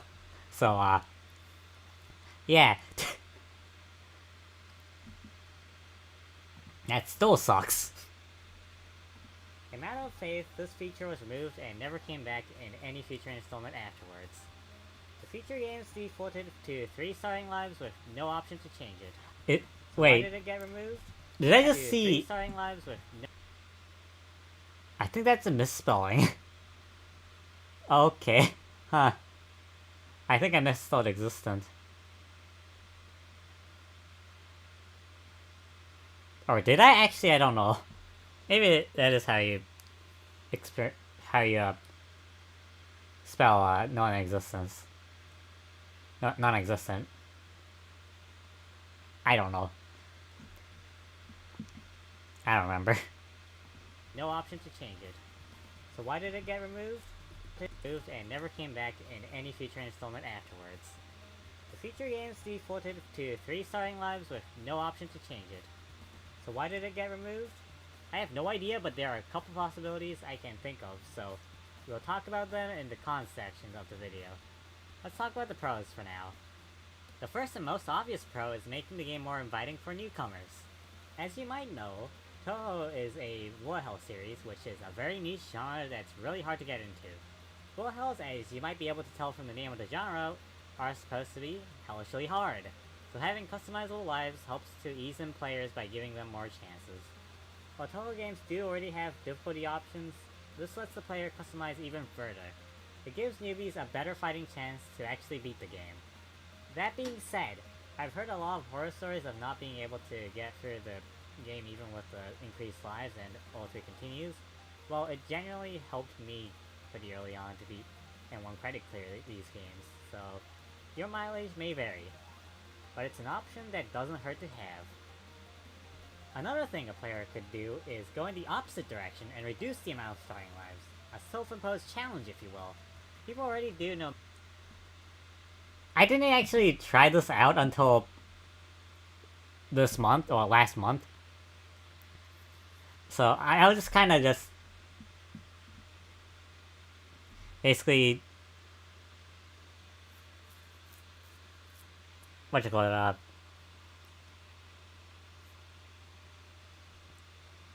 proposing an idea. That's of what you could do as a challenge, which I mean, I guess I did indeed do eventually, but yeah. I mean, better late than never, I guess. I guess that's just my motto now. Better late than never, because that's just what tends to happen with a lot of aspects of my videos, I guess, because again, Paradise Sakai, I said I would play that a year and a half ago, and I played it for the first time like a couple days ago. And this one and I said I would play well, I would play the total games with minimum custom lives, basically. And I only did that 7 months later, so yeah. Bomb runs in the starting lives. A self-imposed challenge, if you will. People already do know Miss No Bomb runs in the first place anyways, and this provides a way to implement it into the actual game. Now this is the point of the video where I thought I would talk about the multiplier for score for decreasing lives, but apparently that doesn't exist. The multiplier only exists to punish the use of increased starting lives, which is really weird. I don't understand why it doesn't exist for the opposite, risk versus reward if you will, but oh well. And those don't sound too impressive, but both go a long way in terms of both accessibility and replayability. The option of choosing the amount of lives you start off with seems simple, but does fundamentally change the way you view the game, where decreasing it provides a challenge of trying to not get hit. The default amount, you should think a little bit more on where to use your resources, and increasing it gives rookies a chance at success. It's an option that doesn't hurt to have, so why doesn't it remove it? My first guess as to why it got removed was the possibility of newbies accidentally decreasing the amount of starting lives while navigating the options menu.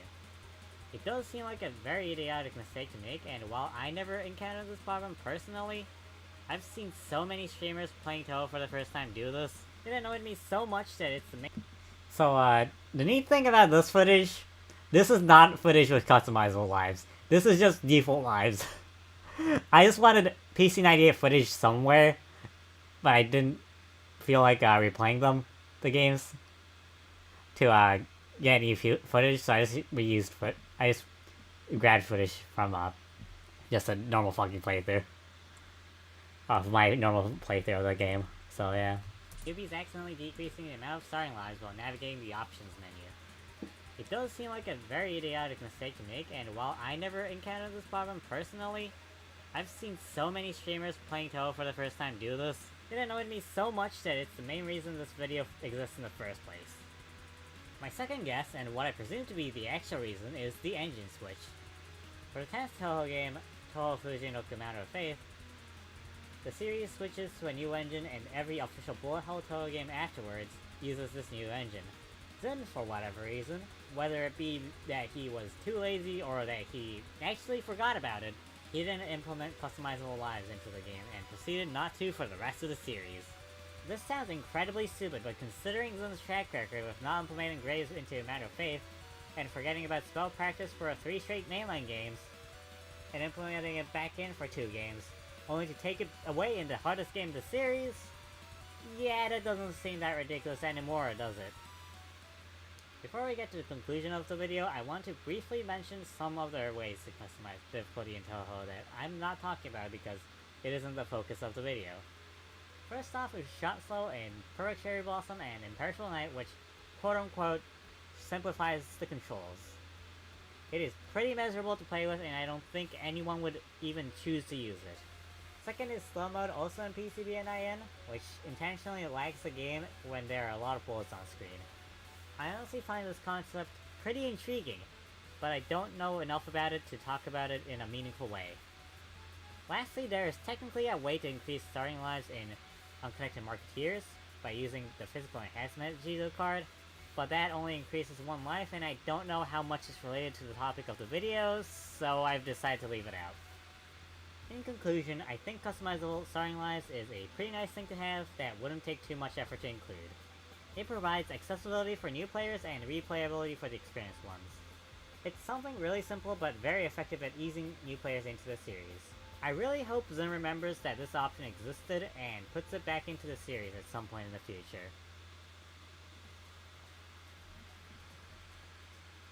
Oh, here's the end card. Like, I was just watching the video, like, silently. Maybe this is why I shouldn't be doing react content. I just watched the fucking video silently. I mean, it's my own content, so I get to do whatever the fuck I want. I mean, yeah. Okay, so my image of this video before watching this was like, I thought one of my worst videos I had made, but looking back on it, actually no, it's actually really good, really entertaining, and pretty well paced, and I'm like, it doesn't have the editing mistakes I had previously, and I'm like, huh. Wait, no, this is actually good. So, yeah. Huh. You know, I'll fucking like it, sure. It's, like, well-paced. Somewhat. Like, it's well-paced, and the narration's actually pretty decent as well, and I'm like... And the script is, yeah, pretty entertaining as well, and I'm like, wait a second, this video is actually good! I thought this was one of my worst! And I'll get to why I thought it was one of my worst. But, yeah.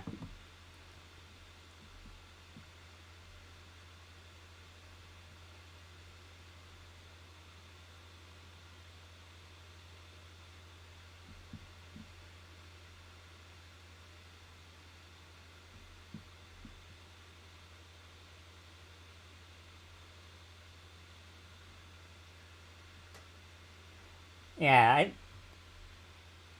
I feel like I didn't video edit enough, but to be fair, I had the month deadline, and this is the fastest I made of these videos. So yeah, there definitely was less video editing in this video. Now, I wouldn't say, like, less effort put into this compared to the two previous scripted videos I had done, but I wouldn't particularly say it's worse, because one, I mean, it's pretty well paced. So, yeah.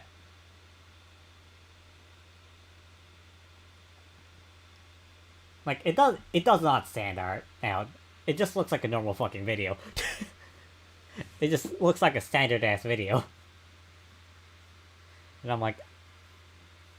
Yeah, I like using the class and art for emotions and stuff. That's from Total Puppet Dance Performance, by the way. But,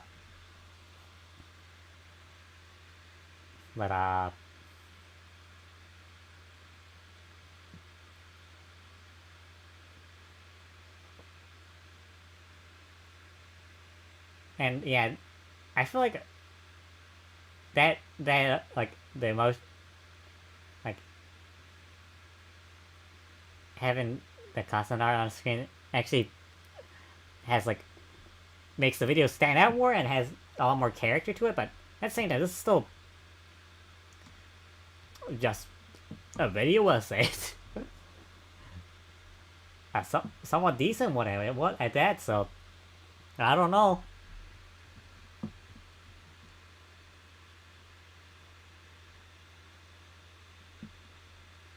But yeah, I practically finished it in 2 weeks. Yeah, this is the fastest I have ever finished a scripted video, and I don't think I could do that again, but who knows?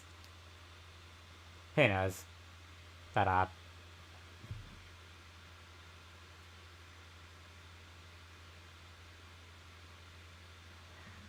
yeah, I'm still shocked I finished this in 2 weeks, and it's at this quality, which is pretty fucking good. So I'm like, and I was also testing out stuff, which well I say later in this description, but yeah.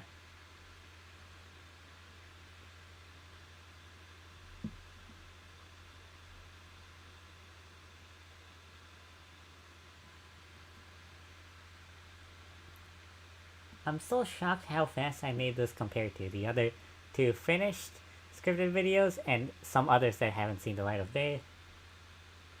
Well, the light of day yet. They have taken months to make. Yeah, I think I was referring to the Hopeless Masquerade review and one other video that I'm not gonna work on.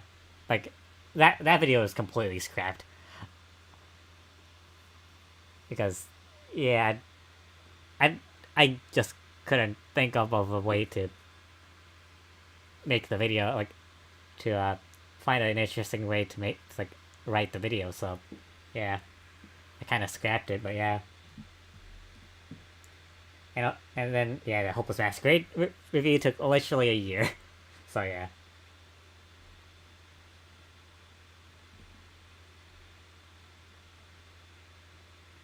I guess this is what happens when you rush through the editing as much as possible. Yeah.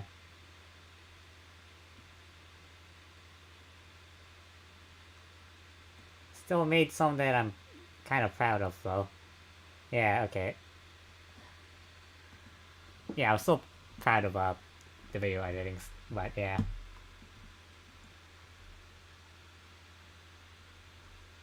So yeah, I used this was the first and only time I used Audacity for the videos, for the voiceover, because why is it my one and only video that I use Audacity for a voiceover? It's because Audacity broke on me when I tried to use it for the Hopeless Masquerade review. So yeah.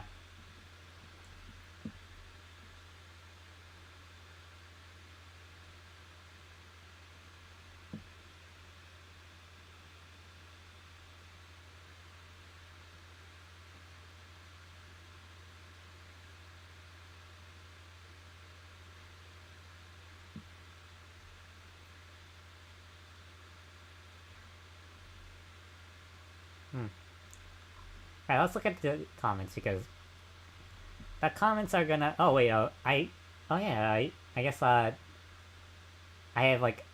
What'd you call these, not timestamps, links? No. I forgot what you call these. But, I put the thing that... I included a thing that, like, pops up over here. The cards, I guess, I think.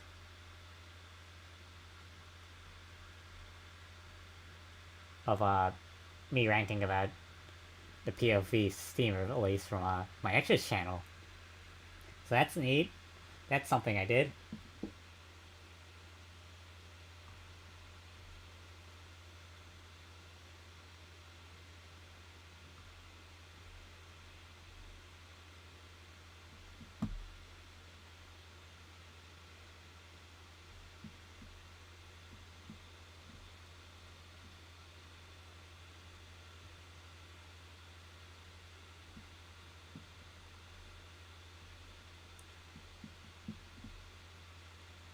Alright, so I'm just gonna talk about this one comment because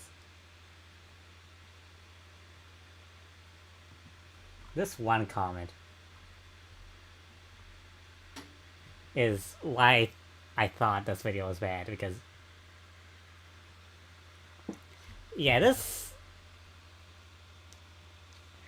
comment points out what I got wrong, the details I got wrong, and I'm like, and you know, that's fair. I did get stuff wrong.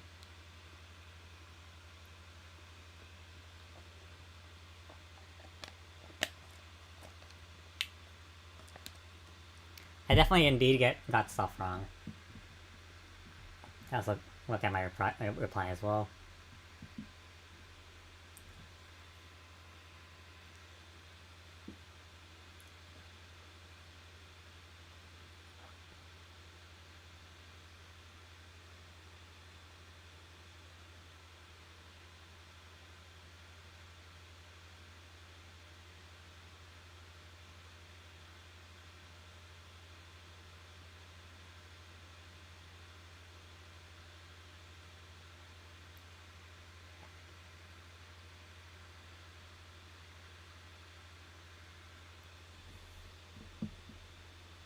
Okay, so yeah, I'm glad that this person made this kind of comment because I'm not attacking this person. I'm glad this person made this kind of comment because this proved to me that people actually watch my stuff because this was an in detailed comment about my video and what things I got wrong. But at the same time, like, criticism is cool and all, but man, and yeah, I was very happy. I actually got criticism for one of my videos, like actual criticism, I guess.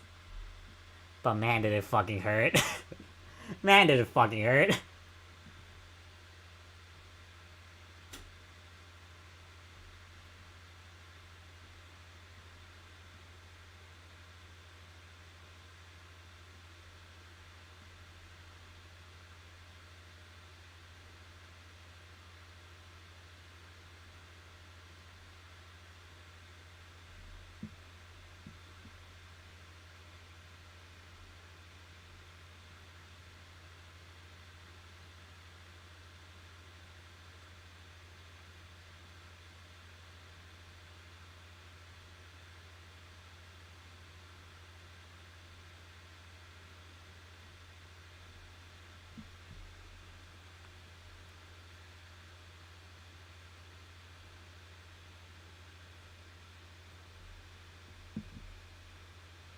Yeah, this is the video where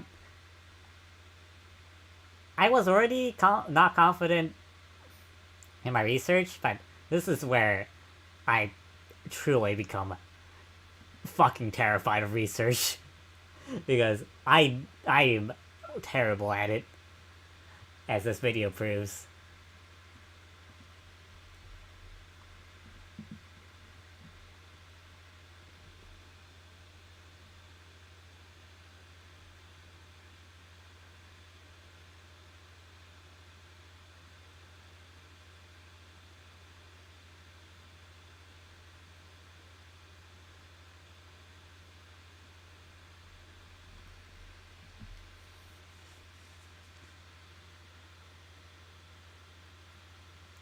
But yeah. I mean, I don't completely agree with this comment because, I mean, I say in this comment is what I don't agree with, but yeah.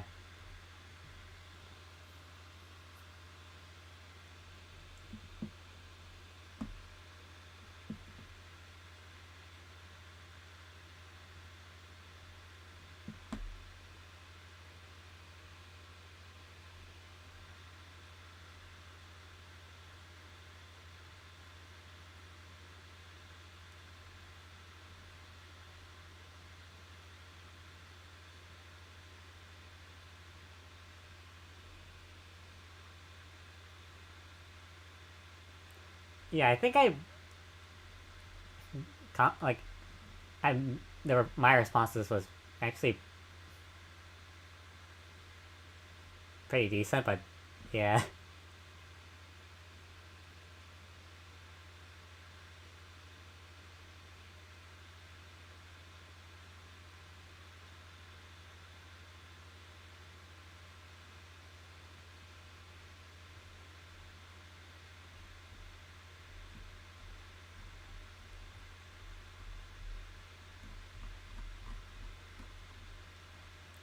Yeah, I'm happy that someone actually made an in detailed comment on my video because I mean, the fact that they actually watched it fully and went in detail enough to comment about so many things made me realize, oh yeah, people actually do watch my videos. But at the same time, it hurt. It definitely hurt. It definitely demotivated me from making scripted videos for a little bit. But yeah, it definitely hurt.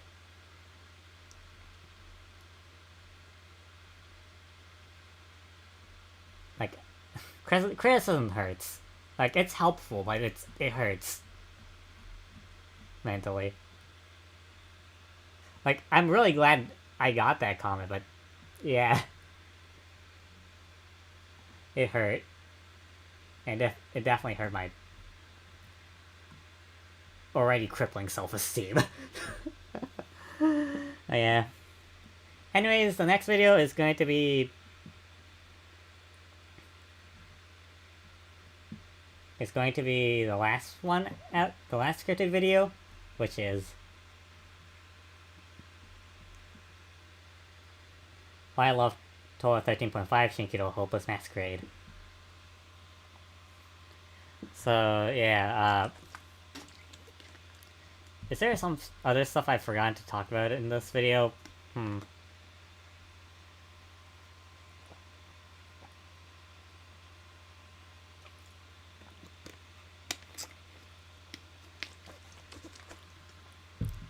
not sure,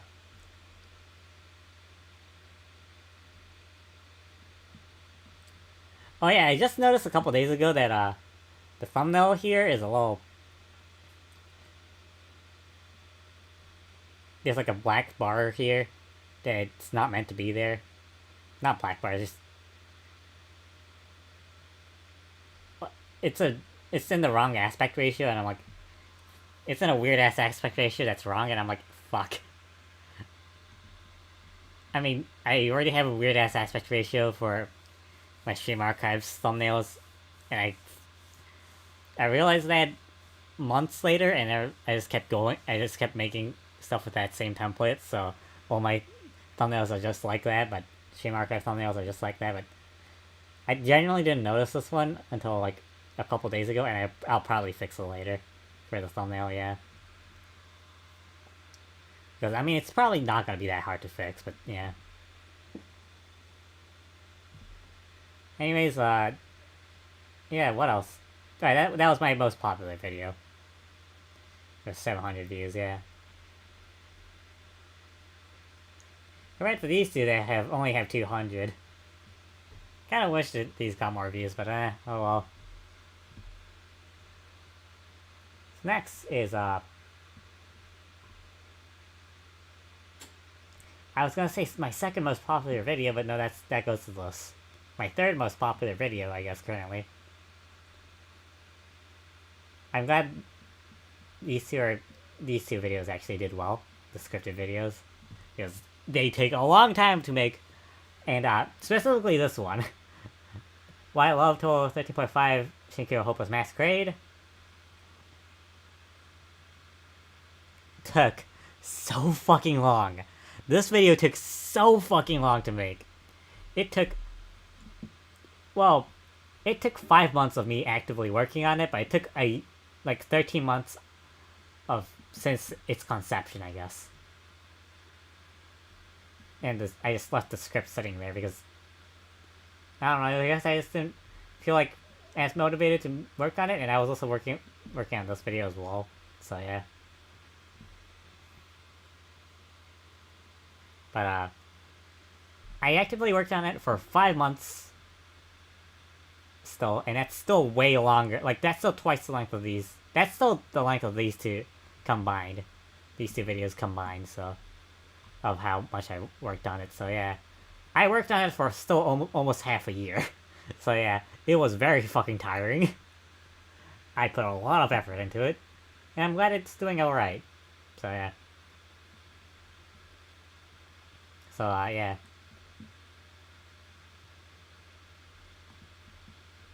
Toa Total 13.5 Shinkiro Hopeless Masquerade is a very divisive game in the Toho project. When the game released back in 2013, it was received with a mild reception to the point that the fans just kept playing the previous game, Toho Soul. It's quieter. Oh, it's quieter. I didn't expect it to be quieter, actually. Huh.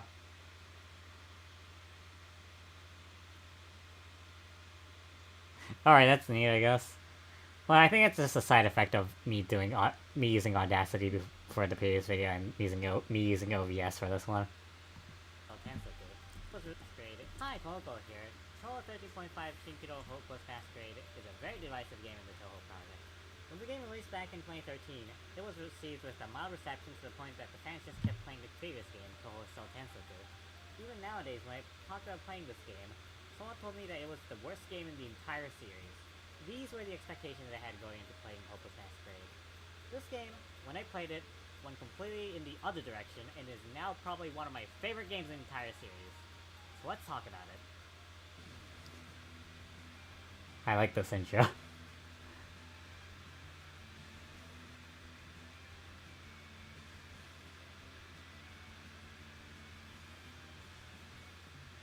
I like this neat little intro I made for this video. As you can tell, I put a lot more effort into my video editing for this video. As, I mean, it took way longer to make than the other ones. Yeah. I like this little intro. Like, a lot. I'm really proud of it, yeah.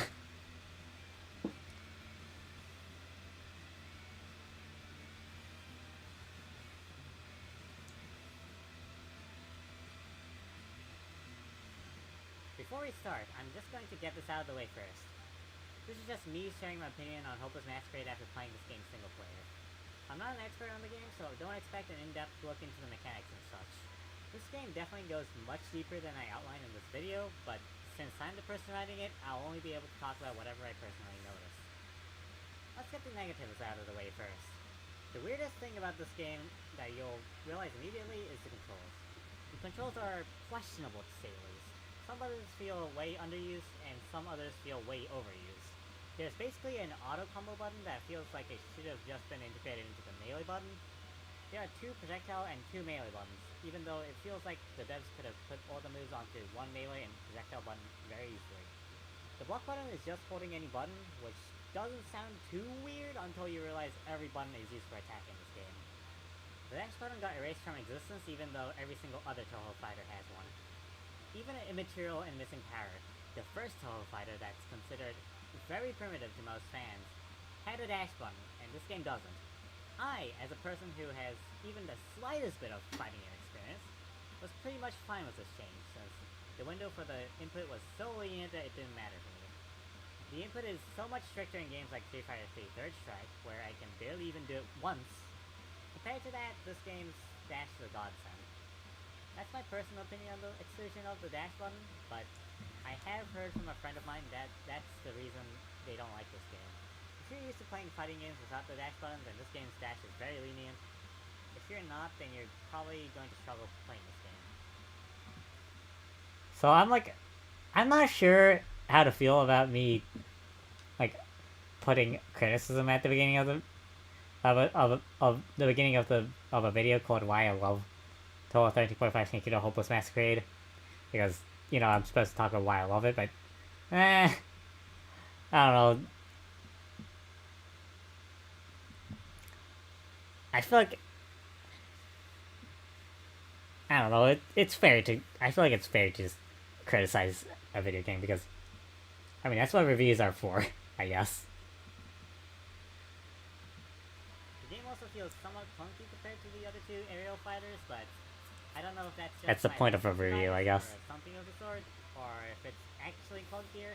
There's probably a lot of people who could pinpoint why the game feels this way, but I'm an idiot who takes eons to write the simplest of opinions, so I won't dig deeper into that. There's one positive thing I have for the controls, and it has to do with the deck customization in this game. The deck customization in this game is much more simple than the one in Hiso Tensoku. In Hiso Tensoku, you make a deck of 20 cards with items, skill, and spell cards. In Hopeless Masquerade, you have 8 cars, each on a different direction on 2 buttons, C and Z. In Soku, you input a motion input to perform skills. In this game, you have to set it to one of the directions plus C or Z. That might sound lame since you go from traditional fighting game raising to simple Smash Bros. Style ones, but I argue it's pretty cool because it lets the game do something I've never seen any other fighting game do. This game basically I raised the volume up for the video. In a traditional fighting game, in OBS. let's say Street Fighter, the input for Ryu's DP is always going to be 623. Forward down, down forward, or a Z motion input. For Reimu's DP in Hopeless Masquerade, it can be either up, down, left, or right on either of the buttons. It sounds like a very simple concept, but how you input a move is so baked into fighting game design that I've never seen any other fighting game attempt to do this. The method this game does control customization isn't perfect, but I think it's a step in the right direction. Shame the Toe Fighters after this completely abandoned this idea, and just did directional special inputs, just like how Super Smash Bros. Does them, but oh well. So a neat interesting tidbit for this part of the video is that while getting footage for this specific moment, I discovered that there's different variants of each special depending on which direction you put it to, which I have never heard anyone talk about, and I didn't know it existed until getting footage for this. And honestly, it looks pretty cool, so I might play the game again with a different deck build, I guess, because I think that deck building might actually be more deeper than I expected it to be. Maybe, I don't know. But yeah, I kind of want to look into that again at some point. Going back a little bit to the weird controls, the way you activate last words are really weird in this game. Last words, basically this game's insta-kills are done by pressing the C and Z buttons. Or at least I think that's how you activate it. I'm pretty sure that is the case, but Reimu's last word only activated for me when I pressed every single button, so I don't know for sure. The requirements to activate last word is to get max popularity, which realistically isn't going to happen in a real match. Popularity just charges way too slowly. The only character that can manually get popularity is Miko, and it takes so freaking long that you're better off not even trying. The only time you'll get to use it during gameplay is probably the last 2 stages of story mode. And that's a real shame because the last words are so cool in this game. When you reach max popularity, you enter Popularity Boom. Popularity Boom lasts for a limited amount of time, and you can activate your last word during that time. It also stops all your movement when you get it, so that can fuck you over in very specific situations. Just saying this since I did encounter a very specific situation like the one I just And mentioned. bam. What's cool about Popularity I die Boom from is that it I die plays from last word from specific this, yeah. I just mentioned. What's cool about Popularity Boom, I Boom guess. is that it plays a unique Whoops. rendition of your character's theme once in it. I love this feature as I feel like I'm all powerful when my character's theme starts playing. I wish this was in every Toho game, but alas, this is the only game in the series to do this sort of thing. Oh fuck, I forgot about this moment. I'm not gonna go in detail about why I just said that, but oh fuck, I forgot about that moment. That would have been a great moment to put in there. Oh well. Aside from Reimu's Fantasy Heaven theme and Piso Tensoku, I guess.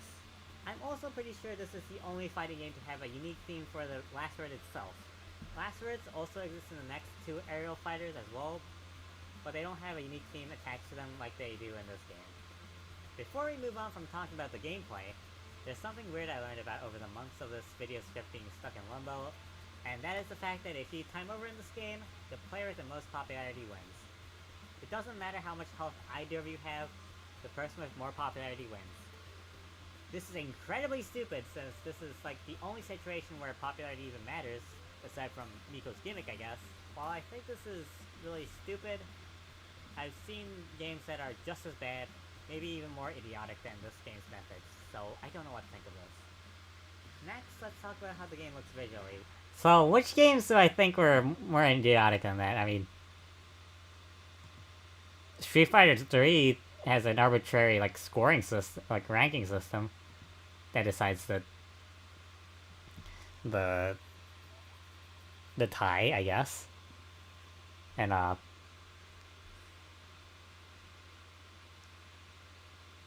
yeah, that's like the only one I can think of off the top of my head. I think there was one game where they used rock paper scissors, but I don't actually remember which one. Which fighting game did that? Which is one of my favorite parts of this game. Firstly, we'll talk about the most divisive part of the visuals, the character portraits. The character portraits in Hopeless Masquerade are drawn by the same artist who's been working on the previous fighting games, Alphys, and they're kinda famous for looking somewhat off in this game. The example everyone points to is Futo's portrait and her brown-looking hair, and yeah, I do agree. It does look weird considering her hair is supposed to be silver. A lot of people don't really like this game's art style, and I'm not part of that population. This game's art style is probably my favorite official Toho game art style. Period. Europe feels like the evolved form of Alphys' art style from the previous Street Fighters.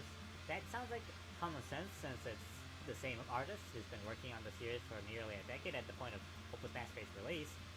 But I've heard so many people consider this art style as a downgrade that I have to stress this. Anyways, going back to what I was saying, it was really interesting seeing Alphys' art style evolve from game to game to game. Alphys' art style, to me, is just as iconic as Zen's art style, to the point where this is the art style I think of when Toho is mentioned. So to me, this art style is Toho, and the art style in the future games, as amazing as they are, they somewhat feel off. Kind of miss the consistency of the art in the older Toho fighting games, and this was the last game to use this art style. Not that I'm saying that this art style is the exact same as the past games, far from it. Hopeless Masquerade's art style is again an evolved form of Alphys' art style. Feels like a more detailed version of Soku's art style, which in itself was a more polished version of Hyan's art style, and it's great, although it isn't without flaws. I know I'm repeating myself here, but there were some odd decisions made with some of the art in this game that keep it from being my personal perfect Toho art style. These issues feel like things that would have been fixed if they gave Alphys one more game, and I wish they did, but oh well. So, from that part of the script, I think that part of the script is kind of weirdly worded, and I feel like this script didn't actually get like a second draft because I was working on it for so long that I just wanted to have it over with, but I think it needed like another draft, honestly. Because there is some weird wording and some weird, not pacing up. Weird structure issues with this video, yeah. Next, let's talk about this game's sprite art, or I guess more precisely the sprite art for the next 3 Toho area fighters since they share sprites. I mean, just look at it. It's so pretty and detailed. I love it. One look at any of Miko's sprites and you'll immediately be hooked.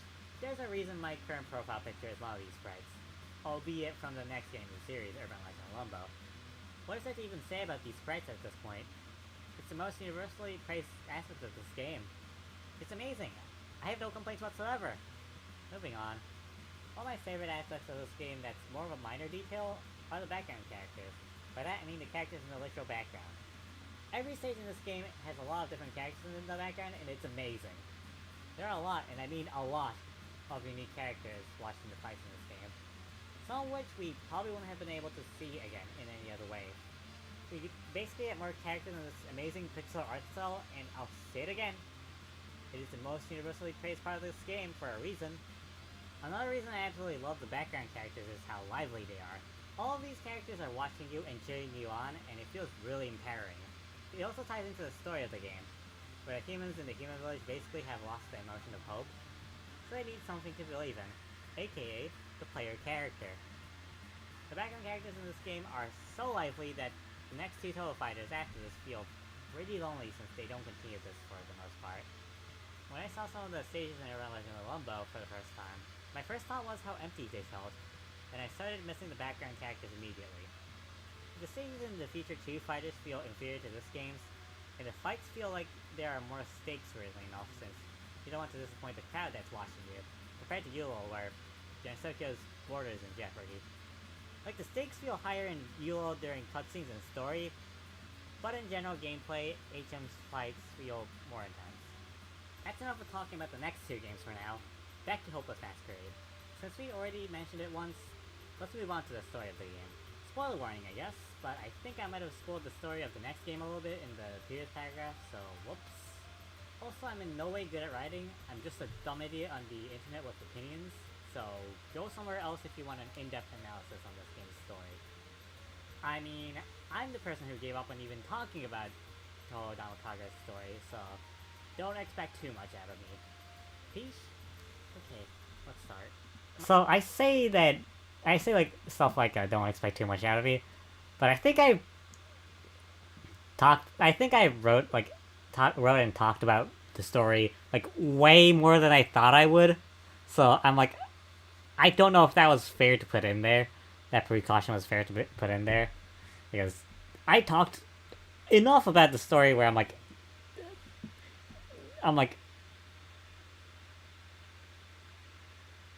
maybe I shouldn't have been like that like self-deprecating. Is that the word? I don't know. I used the term I'm thinking of previously in the same stream, but I kind of forgot. Uh, self-deprecating humor, yeah.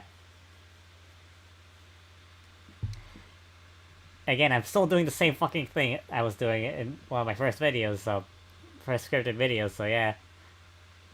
My opinion on Hopeless Masquerade's story is that I really like it, but I prefer the stories of the games after it.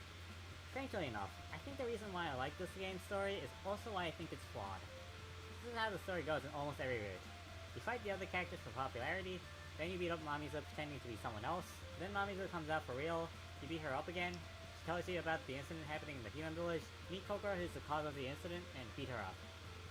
You might think having the same story like 9 different times is tiring, and my answer to that is, I think they did the best they could. Compared to a game with similar structure like Immaterial and Missing Power, where I can only remember Reinu's story and maybe Yukari's, the stories in Hopeless Masquerade are way more entertaining and memorable. Each of the stories has its own spin on it, while following the previously mentioned story structure. My personal favorite ones are Miko, who kind of has a mother-daughter relationship with Kokoro, and also Miko just being charismatic as fuck, Futo chasing after Miko and burning everyone to the ground along the way, and Itori, who just wants money, and somehow gets wound up in the incident.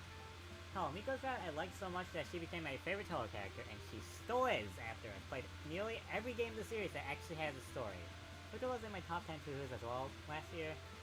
I mean, she was 10th, and probably not going to be in my top 10 this year, but, the game story is Okay, that ended. as possible, while still following the main Yeah, thread, and they succeed I in that. put a And probably not going to be in my top 10 this year, but, decent bit of time into this edit. the game story is Yeah, interesting and I'm very kind of proud of it. 10 this year, but, the game story is trying to be as interesting and varied as possible, while still following the main plot thread, and they succeed in that aspect. Another reason I like this game's story are the characters. These are probably my favorite interpretations of these characters. We've already mentioned Nico, Futo, and Itori, but there's also Marissa, who's smarter and sharper than Reimu and grasps the situation faster than her. Her story is so refreshing to read because of how poorly the fandom treats Marissa, so much that I made a separate edited stream highlight that honestly has the best video editing I've done so far. Koichi, my main in this game, who's head empty and adorable. Yeah, that video is still one of my better edited edited videos, yeah. Chance, and that item is the only reason people can still see her, to this day. She basically gets to be in the spotlight for the first time in her life since she's usually invisible to everyone without the Mask of Hope. It really warmed my heart to see her filled with joy in this game considering her backstory. Another character who gets absolutely ruined in fanworks. I might be seeing a pattern here. Maybe half the reason I like the character interpretations in this game is because of how refreshing it is after seeing these characters in the dumpster fire that is canon in Toho fanworks. There's also Kokoro, who gets to learn what emotions are for the first time, and is absolutely adorable. I love her. In my first playthrough of the game, I never got tired of the story, like, at all. It was incredibly pleasant and enjoyable for the entirety of its runtime. It was my favorite story from the official games. Until I played the two fighting games after this. Something that didn't really bother me when I first played Hopeless Masquerade, but something I realized in retrospect after playing Urban Legend Limbo, and to a lesser extent Anthony of Common Flowers, is that the story of HM does feel a bit limited. Almost everything I said in the previous segment can be applied to both Urban Legend Limbo and Anthony of Common Flowers, but these games don't follow a strict outline for the story to follow, and they get to be way more creative because of that. Urban Legend Limbo, I think, had a lot more variety, and a much stronger story with way more stakes. And also the fact that most stories in the game do feel like they progress the greater plot. And Anthony of Common Flowers also has a lot of what Urban Legend Limbo had going for it, albeit slightly weaker than that game. Plus, a partner mechanic, so you get to see the characters banter with each other a lot more. While I still think Hopeless Masquerade is where a lot of the characters have the strongest depiction of themselves, The competition is too steep for that to matter. Maybe it's my fault for comparing the 3 games to each other, but who wouldn't when they look and mechanically feel like each other? Also slightly related, I'm glad they at least tried to have a distinct final boss for the final story in this game, with the 3 religious leaders, Reimu, Blackran, and Miko all fighting at once, compared to Immaterial and Missing Power and Scarlet Weather Rhapsody, where it was just Reimu twice in a row. I mean, Urban Legend Lumbo and Antimony of Calm Fires and arguably Sokensoku are better in this aspect as well, but I'll shut up about that for now. Alright, done talking about the story stuff. Let's now talk about something that, in my opinion, is done the best in this game, and that is its music. This game's soundtrack is one of, if not my absolute favorite official Toho soundtrack. This game's soundtrack is Akiyama Uni at his best in my opinion. While the all-star Dojin arrangers in Urban Legend Lumbo and Antimony of Calm Fires are great and all, I prefer the consistency of the soundtrack in this game. Urban Legend Lumbo and Antimony of Calm Fires feels like a hodgepodge of ideas, while Hopeless Masquerade feels more refined, I think. Not saying the hodgepodge is bad, I just prefer Hopeless Masquerade's OST over it, since it complements the aesthetic of the game more than those ones. I say that, but this game ain't the only one that has a consistent style to its soundtrack. Every game other than those two have a consistent style to it. What makes Hopeless Masquerade so special? It's the most evolved form of Akiyama Uni's style. I already like the fighting game OSTs more than the bullet hell ones. This is just simply the best version of that jazzy style. I straight up like every track in this game. There are no exceptions. It also became the Toho album I most consistently listen to as well. I love every track. It still kinda is. They're all equally amazing in their own right. But if I had to pick a favorite, it would be Miko's theme. Her theme is absolutely godlike. I love it to death. It screams the holy power of the true administrator, loud and proud. Okay, the Miko fangirl in me might be coming out a little too much, so let's move on for now. The UI in this game seems to have gotten a significant upgrade this time around. The UI in this game feels a lot more polished than the previous 3 fighting games, noticeably so for an uninformed person like me. Look at the character select in this game. There's an animation now when you enter it that looks really cool, and there's a moving color background behind the characters making it feel livelier. When I look at Antimony of Calm Flowers, it just feels a little bit soulless in comparison. I know this is just my personal opinion, but I prefer this game's UI more compared to the other Fire Frontier games. Although Urban Legend Lumbo is a close contender as well. So one small neat thing is that I didn't realize that the character flashing, like, the animation when you enter character select also is in Urban Legend Lumbo, and it honestly, like, I think I also like Urban Legend Lumbo's UI a little more than Hopeless Masquerade's now. Although Urban Legend Lumbo's UI has more of a problem of, I guess, a little bit of style over substance, I guess. Like, it's really hard to navigate. It's somewhat hard to navigate the UI because of how slanted it is. So yeah, there are problems with it, so yeah. A neat touch about this game's UI is the victory screen. Basically, a newspaper article gets written about your victory in the Bumamara newspaper, the newspaper Shanimaraya runs. It contextualizes the fights in this game as a spectacle to gather faith that the village folks are watching and paying attention to, and not just a random battle in the middle of nowhere. I also think it's neat that one line took me like 5 or 6 like retakes. Like, that one line was really fucking hard to say. Yeah. Anyways. Incorporate the newspapers into the credits as well. It's way more interesting than just a wall of text on a black background. Looking at you, Antimony of Cauliflowers. I've been talking very positively about Hopeless Masquerade so far, but that's not to say the game's flawless. Far from it. The one biggest flaw this game has is replayability. The only thing this game has is its story mode, and that's it. Not even an arcade mode, which was in every game before this. Arcade mode would become an inconsistent part of the series from this game onwards, since the PS4 version of Urban Legend Lumbo has it, but the other games don't. That really hurts for this game specifically, since I don't think it has overdrive, the unlockable difficulty above Lunatic, like the later games do. Speaking of difficulty options, that's barely existent because the CPUs are off on every difficulty. I'm pretty sure this game doesn't have overdrive. Just doing versus Like, I'm pretty sure it does. It doesn't. I researched it, but at the same time, I don't really trust my research because I'm really bad at it. I'm still not confident, even though I was cross-referencing the Hopeless Masquerade wiki, but yeah, or Shinkyo wiki, but yeah. I don't think there is. Against lunatic level CPUs, and I don't think I ever even saw them use a spell card a single time. They feel absolutely unfinished. I guess there's also the higher difficulties in story mode, but that's more of an action bullet hell game. If you want to play a fighting game alone, you're totally out of luck. And don't ask me why you would play a fighting game alone. I'm the person who's spent literal hundreds of hours fighting against just the CPUs in Super Smash Bros. Ultimate. Do you think I wouldn't? I guess there's also the netplay, which I don't know much about. But one, who's playing this outdated 10-year-old indie fighting game that has 2 superior sequels? And 2, if it's anything like the netplay in Anatomy of Cauliflowers, it's probably an absolute dumpster fire of awful delay-based netcode and region lock that works in incredibly questionable ways. So, I still haven't played AOCF Online, and I do kind of want to try it at some point. But from what I've heard, it's worse than Soku, than Tohoi Stone Tensoku, without the rollback patch. So just normal ass Tohoi Stone Tensoku. And I'm like, how the fuck did you manage to fuck up the online? How did you make it worse than the game from 2009? What? That doesn't even make sense. How did you make it worse? What? So yeah, that's neat, I guess. I don't think anyone's playing that. A weird minor issue I encountered was the very weird button configuration. You can customize basically every button except pause, which is on left stick in for some reason. It wasn't really that big of an issue since every other button is fine. It's just annoying more than anything. I don't even know how they fucked this one up since Scarlet Rhapsody and Hiso Tensoku did it correctly, and Immaterial and Missing Para as well, although you had to go into a separate config executable for that one.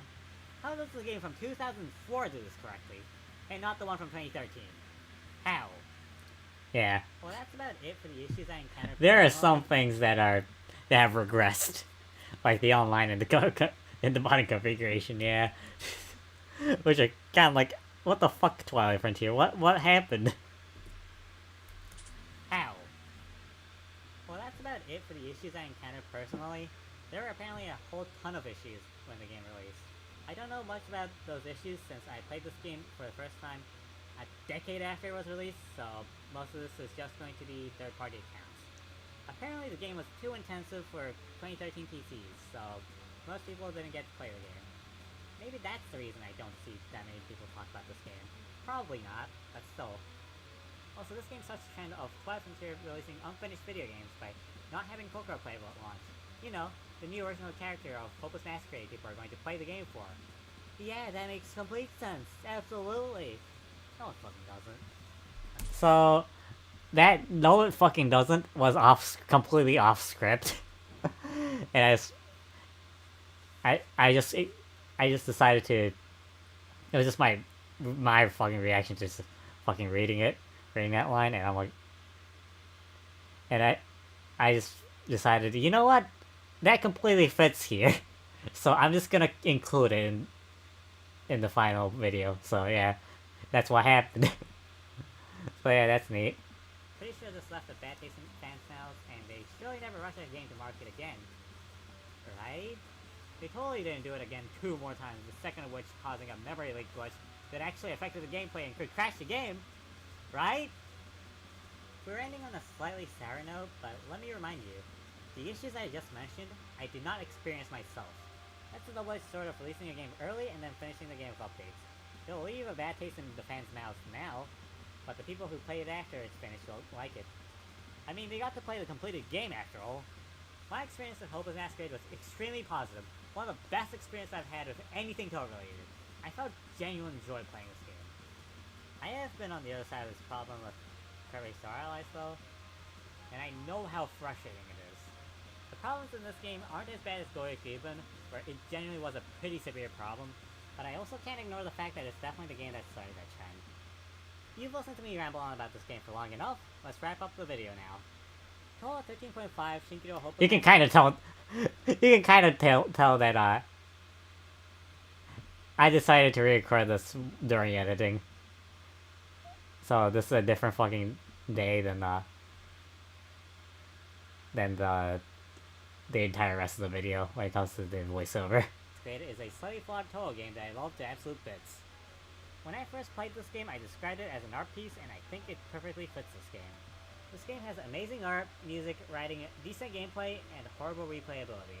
It is an enjoyable experience all the way through and some of the most joy I've had playing a Toho game, only surpassed overall by its sequels Urban Legend Limbo and Antinomy of Common Flowers.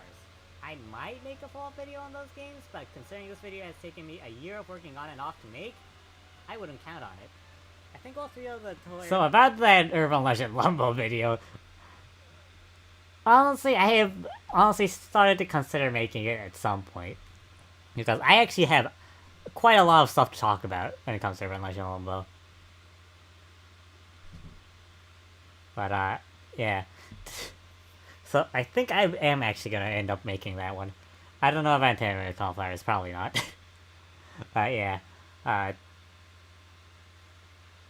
Not anytime soon. No, because I know it's gonna be way long. It's definitely gonna be longer than than this video, so... Than, this one. And this one took 5 months of me working on it. Like, of actively working on it to make. Which means, if I make a longer video, it's probably gonna take way longer, so... Yeah, I'm not making that anytime soon. Because I have other fucking stuff I want to make. So, yeah.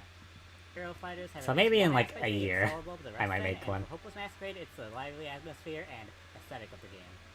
This game safely sits at the top of S tier in my total game tier list, alongside the next two games of the trilogy. We've talked enough about anime girls having aerial dogfights to try to popularize their religion for the day. We should enjoy the rest of this festival for now. See ya!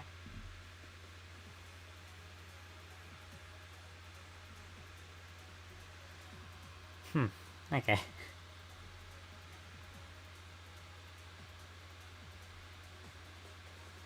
Yeah, I did like it. I guess I'll like my own video. Yeah, custom end card thing, yeah.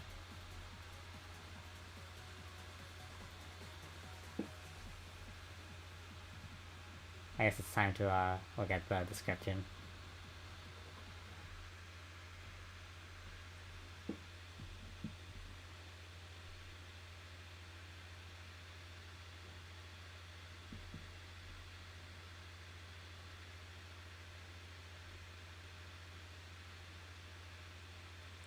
Yeah, I honestly was very worried that I would never get this video out, like, ever. But, yeah, I'm very glad I actually finished this project, because it took so fucking long to come out.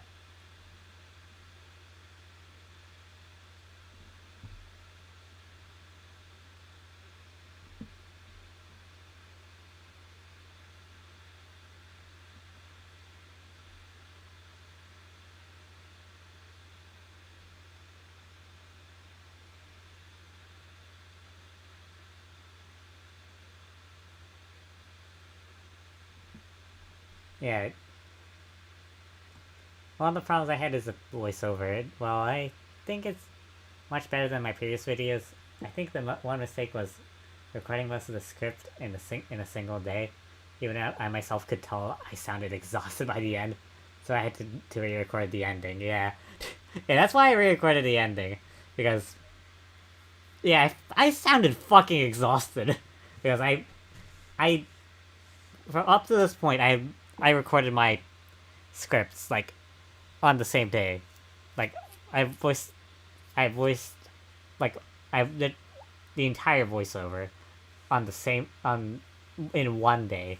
And for a gargantuan script like this one, that might not have been, that was definitely not the fucking correct choice. So yeah, I had to re-record it.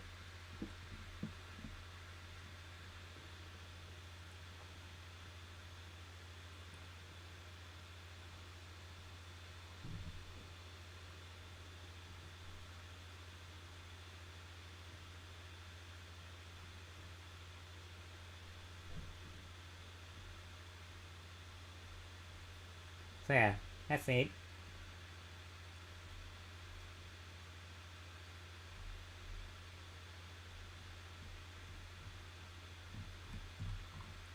I guess let's look at the comments.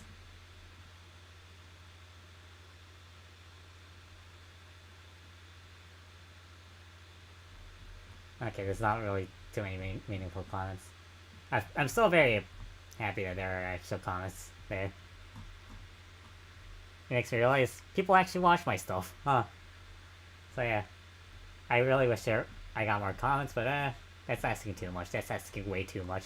I don't comment on videos like at all, so I know it's fucking asking way too much. So yeah. Anyways, that's my newest video. So we've finished watching all my scripted videos. The ones I worked, like the ones I put the most amount of effort into. So yeah. Yeah, I guess that's it. So I guess I'll talk about my future plans for scripted videos. Because I mean I do want to make more.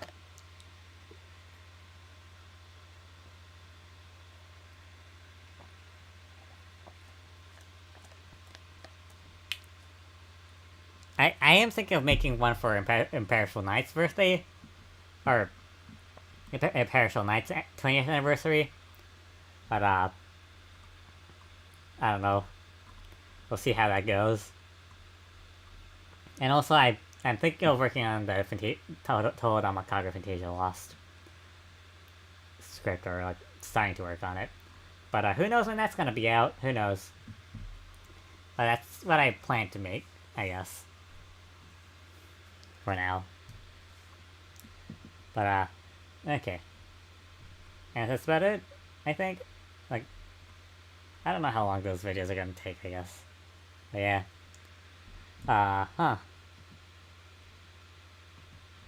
So.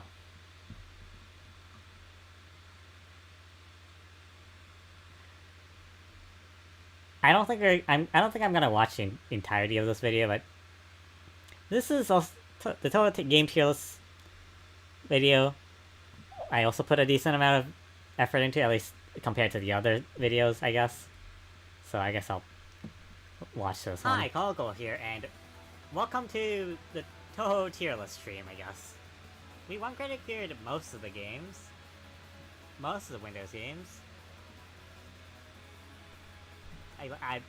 I'm not doing okay. But we got through most of them. Why are there no audio issues now here? It's time to rank them, Okay, so. I fine. debated on... Why was the Hopeless Masquerade video so quiet? I have no fucking clue. having this be scripted, but then I realized I don't have enough time to do that, and I'm way too lazy. So, here we are. Now, I am kind of scared of doing this stream, because I have tried to do a tier list before. It was not Toho. I think it was even before we started Toho. Was it? No, it was after. But, it was a different series. And there's a reason I didn't upload it. It wasn't a stream. I just recorded it, and didn't upload it. I did upload the tier list itself, but I did not release the recording of me making the tier list, because my commentary was not that great. And I have a feeling it might go a similar way, because, again, it's been like 2 weeks since I last streamed. Oh god. But, yeah, Wait, what the fuck? I just read the description, I'm like...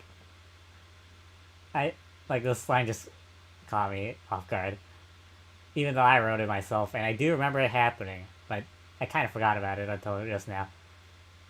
Also, this video was an absolute nightmare to export because it kept failing for one reason or another, where there was Vince yourself freezing, crashing, my laptop overheating, and my laptop even blue screened once. Yeah, that happened, didn't it? Yeah, this was...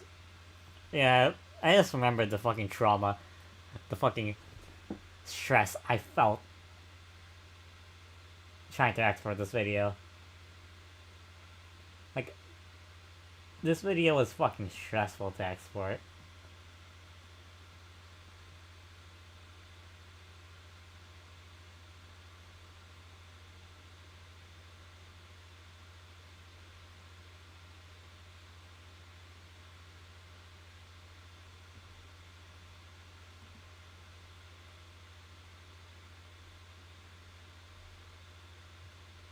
This video was done editing like a week ago. It took that long for me to export it? Oh my god. I don't actually remember that tidbit, what? That must have been a fucking nightmare. Hope that never happens again, but I get the feeling it will if I work on a long video.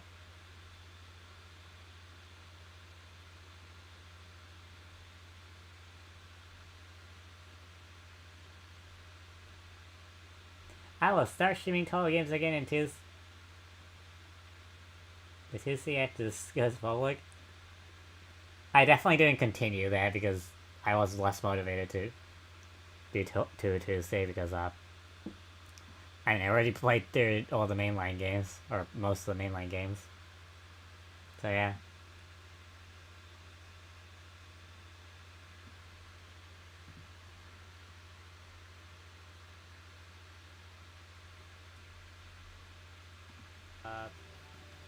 I'm also nervous because I know I'm pretty sure I'm gonna turn this into a video. So now I have to make sure I don't fuck up. Well, first of all, I guess I'll just put the games I haven't played. I probably should have done this off scene, but oh well. I have not played enough to... I haven't touched or played enough of these games to rank them. Alright. First off, we'll go with Total 4. Because, for me, it was the most, I guess, mid-Toho I played. I did not hate it, I did not like it either. I basically just felt nothing while playing it, so I guess it gets to be in C tier. Yeah, I like the fact I put footage of the games on here. Yeah, I didn't like it, I didn't hate it. But this took a lot of effort and storage space to get to be able to do, so yeah. I mean, there's nothing wrong with it. But, I mean, yeah. There's nothing wrong with it, but... it just felt very bland. I'm gonna pick that first because, again, it is the most bland game in the series, and I feel like that's a good starting point because I feel like this is... So, for this video, the most middle. I didn't really cut too much out of it, too much of the silence out of it, because I thought it would be pretty off to cut, to cut a lot, cut the footage, so much, because this background music isn't something I added in, afterwards. This was something baked into the stream, because I played the music for all the games while I was ranking them, so it would have sounded very fucking off if I cut up the audio too much. So yeah, that's why there's gaps between what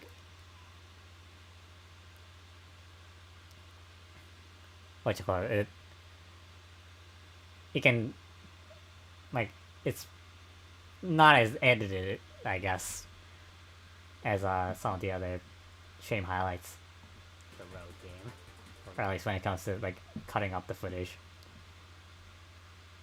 I still had to fucking put up the fucking footage for the fucking gameplay, so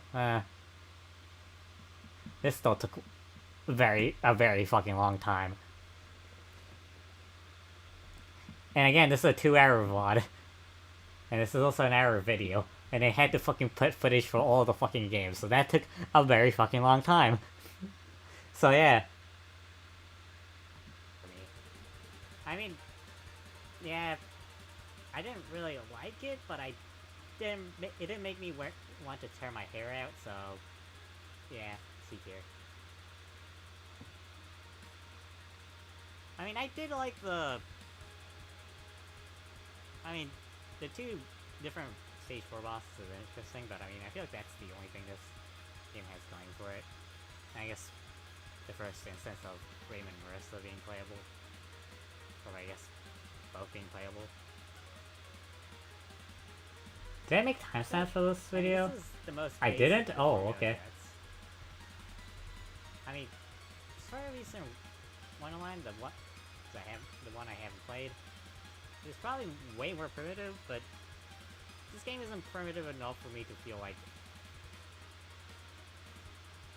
for it to be like charming, I guess. It just feels bland. Well, let's just go with my favorite bullet hell Toho, which I might put that into detail, that Toho 4 into D tier at this point. which is SA. Now, is it Rose Tinted Glasses? Because it's the first one I really struggled with, and I felt like it was my first actual Toho experience of me not breezing through it, but of me having to grind it to actually run credit through it. Yeah, probably. But I mean, this game for me was very memorable, I guess. And it might just be because of rose tinted glasses. But yeah. But yeah, I really liked SA. Now I haven't really gone back to it too much after I one credit cleared this game on normal, but I don't know. I guess my thoughts of this game might change later on. I don't know, but for now it's my favorite one. But alright, I really like the gameplay of this one, especially the Rainbow A-Shot type, where you can just cheese the hell out of some patterns just because. Yeah, I didn't even utilize it fully, because the only area I actually kind of used it was stage 5, and everything else not really. And I guess Parsi as well, but everything else not really. There were definitely some other areas I could have used it, and I just didn't notice it. I just didn't notice that I could have used it. So yeah,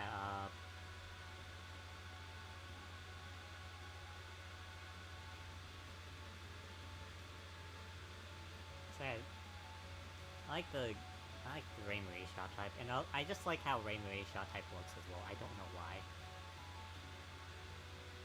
but it just looks really pretty to me. The stages probably were the most memorable ones for me personally in the series, especially Oku. I really like the music as well. Now, it's not my favorite, definitely isn't, but yeah, I really liked it. And going back to other. Okay, I got way more than I remembered. I remember I did, and I'm like, I just said it with sound off, and it does sound kind of off, but I cut a lot more than I thought I did. Whoa.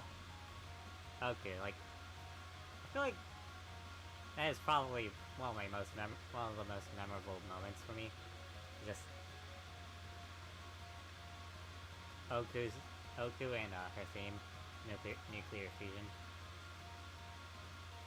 I wasn't the biggest fan of nuclear fusion before I played SA, but the first time I got to Oku, my thoughts on that song changed immediately because that fits so well with the game itself for the final boss of that game. That, yeah, it definitely elevated itself. Next is my least favorite game. I'm just gonna get my favorite and least favorite out of the way first. My least favorite game. So, interesting thing about Toho 11. I was working on a Toho 11 review at some point, but I scrapped it. Again, because I couldn't really figure out a way to make to an interesting way to write the script, I guess.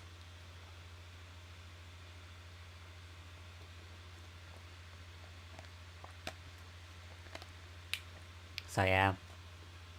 So I scrapped it, yeah. UFO. The UFOs are fucking bullshit. I do not like them. They just feel like RNG, just pure RNG. I do not like them. This game just feels like you're playing slots. It's luck if you win, and luck if you don't. Well, kinda. Well, it's part luck and part skill, because this game, SA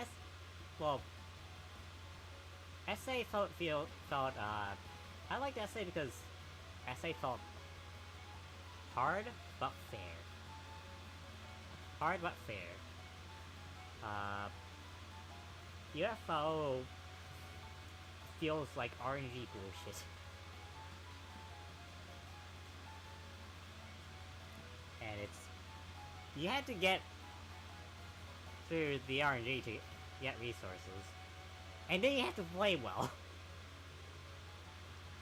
So, yeah, that's irritating. Yeah, it just feels like pure, uncontrollable RNG.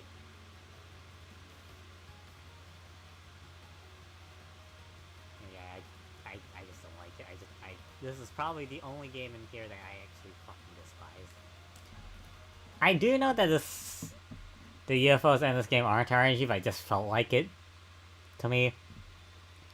It felt like it, and it felt extremely frustrating, so yeah. Will my thoughts change on any of these after I play them more? Probably. Let's be honest, probably. Probably. But yeah. These are just my thoughts on these games after I've normal one credit tier them once. Which honestly, for me, is probably enough for at least a ranking. Alright. Let's go with TD. 10 Desires, Toho 13, Toho Shinrei. Now this game...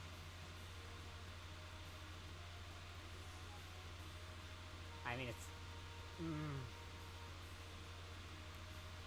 mean, it's inoffensive, I guess. But it was extremely boring.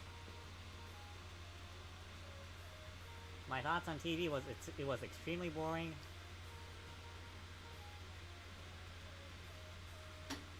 But I kind of want to put it in an F, but for the game just being extremely boring, and also the game just having TD Sanai, also known as what the fuck is that?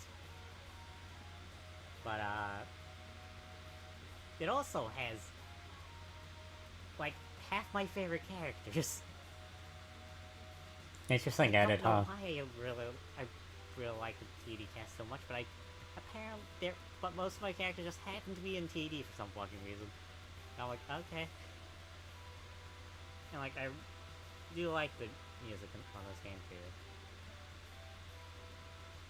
So yeah, and just because of that, I feel like I can't put it in F. Is it biased? Most definitely. But I mean, it's a fucking tier list. Of course it's gonna be biased. It's my own fucking tier list. But anyways, yeah.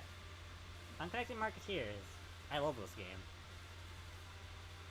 Is that an editing mistake? I might. It maybe. I don't know. I don't remember. Honest, That was an odd cut. We'll get to that. So, yeah, I'm kind of honestly tempted to put this over SA, but rose tinted glasses. But yeah, I love the roguelike system. I guess I don't know. I don't really play too many roguelikes, but I really like the card system. And it just felt like there was like a lot more room to experiment than any of the other Tohos, and I really like that. The music. I really like the music. Maybe it's biased because it's the game that was out when I first got into the series. Maybe. I don't know. This game's OST is really good. I really like it. Is it my favorite? No, but I mean, it's up there. It is up there. I mean, well, let's just say this. All the Toho games have good music. But yeah, I feel like the Marketeers.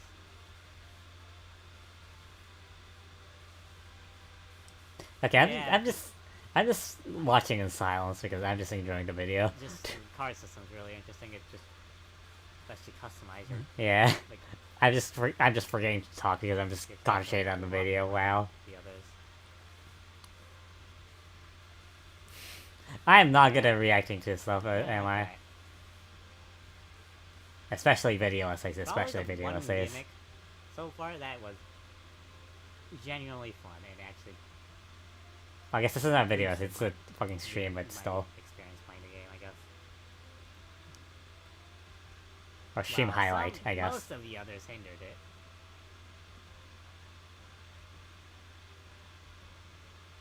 Most. Like, there were ones I enjoyed, but most of them I didn't, so, yeah.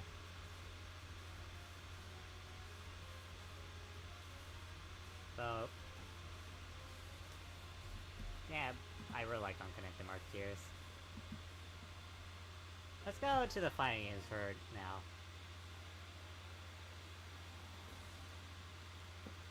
And we'll just go with I Am. Now, I Am.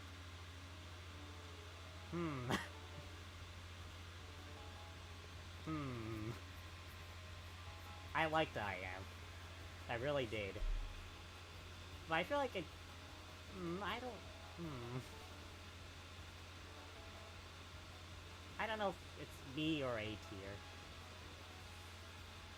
Let's put it in B tier for now. I might raise it up later, I don't know. But... I Am. I really like the game, but gameplay-wise, yeah, it's the roughest out of all of them.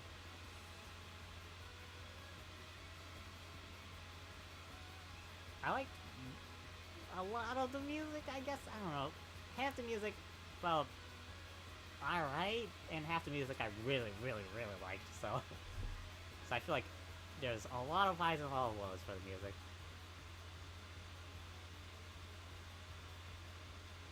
I mean, the song that's playing right now, even Nightfall's Evening Star, is one of my favorites, so probably my third favorite, I think. But yeah, so yeah.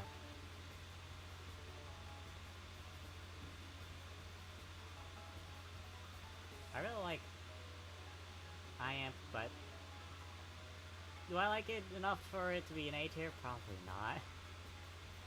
But we'll see, we'll see. But yeah, gameplay-wise, I kind of like how, the game actually uses meter instead of the cards from the later games, because, yeah, it feels like, well, this game feels like an actual fighting game, while SWR instead to feel slightly more like a card game. Not saying that I don't like SWR or Soku. I'd probably place it above this game, but I mean, this game has some interesting ideas that I really enjoy. Yeah, I agree with Backseat There are some on this. problems with it as well. Well, there is a decent number of them, but I mean, such as, like, the fact that the game doesn't let you... use continues. basically, for like stage 6 and 7. If you want to get to stage 6 and 7. Yeah, this game has 7 stages for some fucking reason. Who knows why? But yeah. And the bosses can still fight normally while using their spell cards, which is kind of bullshit. Which is why I played it Oh, on I easy, forgot they can. because I did not want to deal with it. But I forgot that they could do that. did And I am, play it. huh? Like, when I played this game, I did actually enjoy it like a decent bit, so yeah, I think it's in B tier. There's also a lot of systems, and I don't quite know too much about. I mean, I recently realized that the bomb in IAMP actually does damage, and you can actually combo with it. And then I just went, what? Wait, you can do that? So there is a lot of things I don't know about. Yeah, IAMP bomb, either, so which is basically the burst in yeah, like IAMP feels like imperishable, probably well, not Funky's imperishable, attempt to make an actual immaterial fighting investing game before power they went into actually card causes game damage and you can combo it aerial fighters and so into forth. and out of it. This is, I say this, but I mean, this is actually my least favorite Frontier game. Alright, 10.5. Well, it's no longer my least favorite Twilight Frontier game.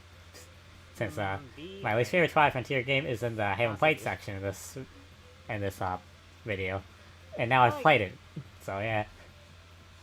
SWR, I did like, but I don't know. I mean, it was fine. Like, I liked it. To be honest, I don't have too many memories of playing this game. I remember liking it. And like, that was about it. This game's controls were a lot smoother than I am. And while, to be honest, I kind of missed the clunkiness of I am. There was a certain charm to it, but yeah. Yeah, this game is a lot better than I am. Also, I would now put it in a SWR and A tier, and I think I did for Yeah. SWR and Soku in A tier, and felt I think I did for the well, it's good. 2022/2023 game tier list. SWR, then I guess But, Soku yeah. as well, but Also, SWR, I don't feel that like stream I played enough of. I kind of said I would make a Like, stream highlight out of it, or did I? I don't know if I don't remember if I did, but I kind of thought I would, and then I yeah, proceeded to not because later on I feel like that stream is way longer than this one, and I was having a lot more problems with it because I don't think I Yeah. spoke enough about some of the games. So yeah, now, that's why I after didn't make a casually video played on that. SWR, I think it's stands here. The one takeaway from this game I got is the music. The music's really, really, really good. And I just really like the fighting game music in general. I used to say I like the fighting game music more, and I still kind of agree with it for most of the part. There are some exceptions, but yeah. So yeah, I think I'll put SWR there. I might raise it later. Yeah, Let's just go with Soku. it was a really good idea to actually put Sure. gameplay footage Alright, now Soku. for Soku.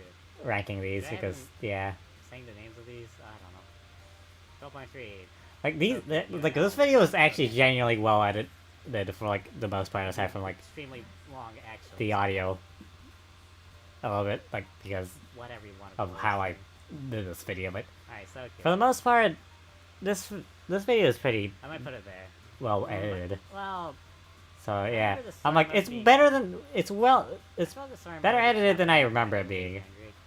And I remember it being pretty well edited. So yeah, it's better than I remember, even though I became I less thought it was. shit, I guess. I remembered it was pretty I good. am. So yeah, that's neat. Bosses could still attack and actually So, yeah. play the game while in their spell cards. You don't do that in sub VR, but for Soku, So yeah, well, okay. I guess I'll just. spell cards now basically have a meter, and if you deplete the meter, I guess I'll stop this you can once stop we- the opponent. once this Soku section is over. It makes it a lot more fun and a lot more fair. Some of the spell cards still felt like bullshit, but I mean, it was definitely a step up from the other two. The music, I mean, it has Unknown X. Unknown X is one of my favorite things, so And here's some actual gameplay footage. yeah. And well, aside from that, yeah, I still really like the other tracks in the OST as well. Well, UNL is basically just, well, not UNL, Soku, well, I don't know. This game has a billion names. Soku...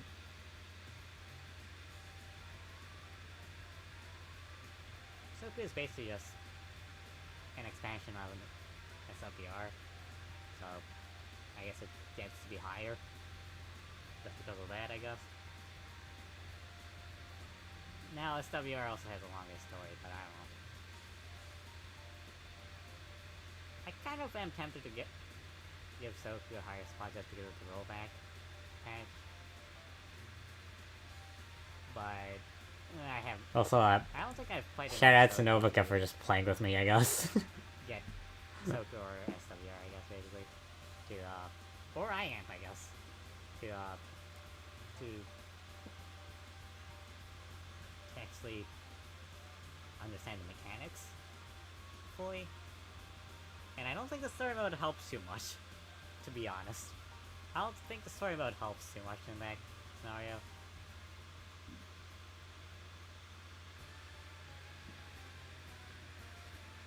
But yeah,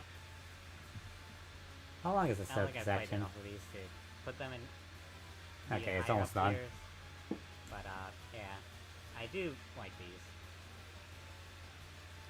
I might bring them up later. I don't know.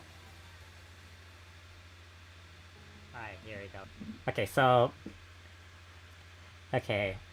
So I guess my opinion on my videos is I guess that yeah, they're way better than I remember them being.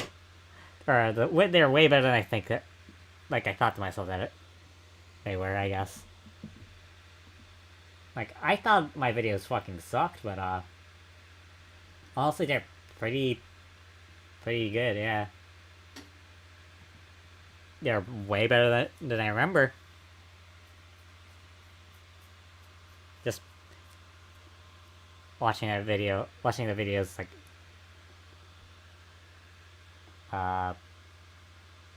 just like casually, like as if it wasn't my own, I guess. I don't know, but it 100% is my own videos. I fucking spent months working on the videos, so yeah.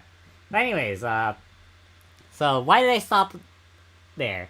So the thing is, I have an announcement. I have a fucking announcement this stream because yeah, this is not the only thing I have prepared for the 30-year anniversary of the YouTube channel. Because, well, it might be public already. Okay, well. I made a best of Coggle streams, live streams video that might actually be public already. Alright, let me see.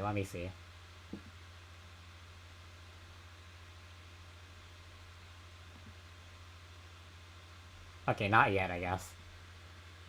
Oh, it's not on my... Not my browser, but... But yeah, I made a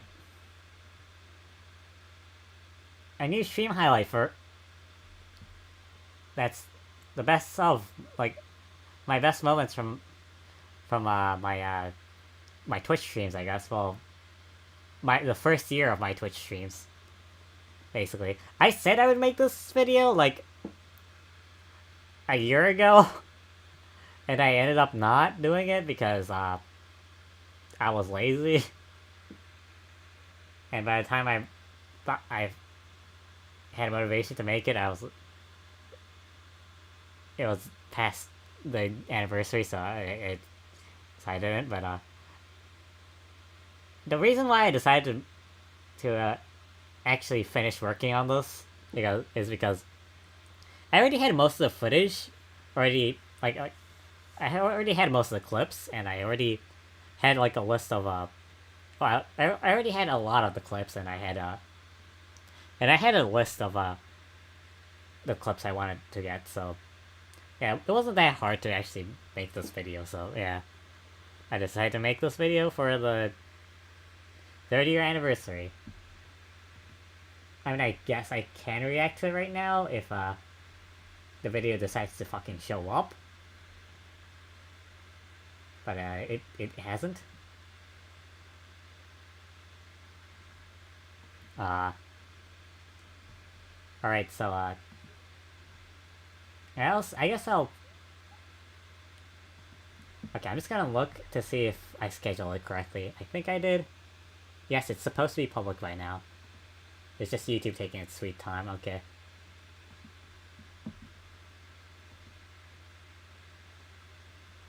Yeah, okay, so, yeah.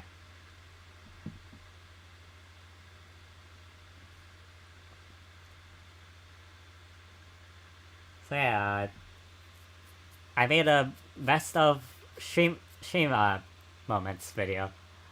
Topical stream moments video, and which has my best moments of my Twitch channel for the first year, I guess. So yeah.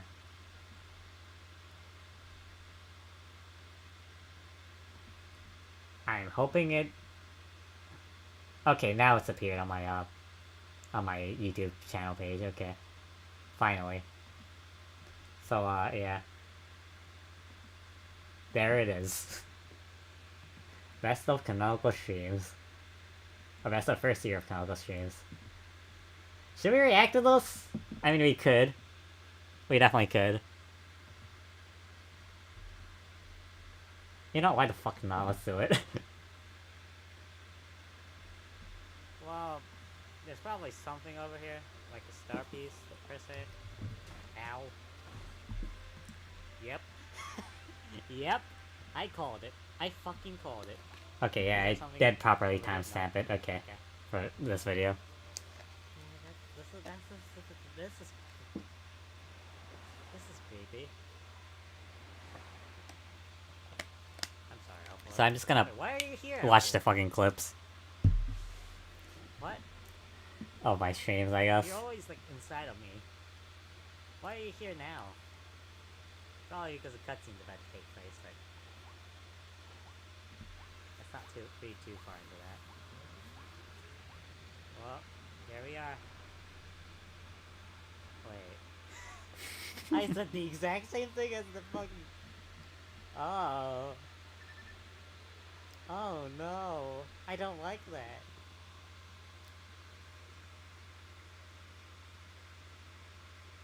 Oh god. How did I echo that? Huh? Okay, anyways, cutscene, I guess.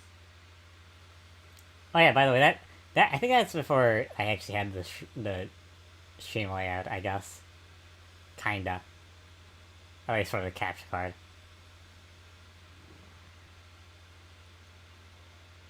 This clip we actually did see earlier in the video, just not with the audio. Really, that happened? Because I included it in one of my scripted videos. I just kind of forgot to talk about it, but oh, whoops. Well, but yeah. I guess I failed. While killing the final boss. Great.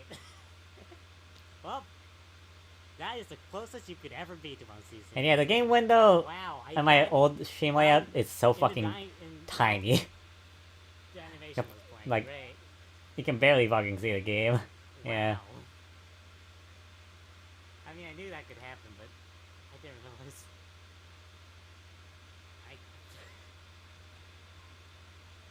I mean, you can barely see the video window right now because I Oh, have this it. is a remix. I don't have Okay, it full okay, screen. Sure, cool.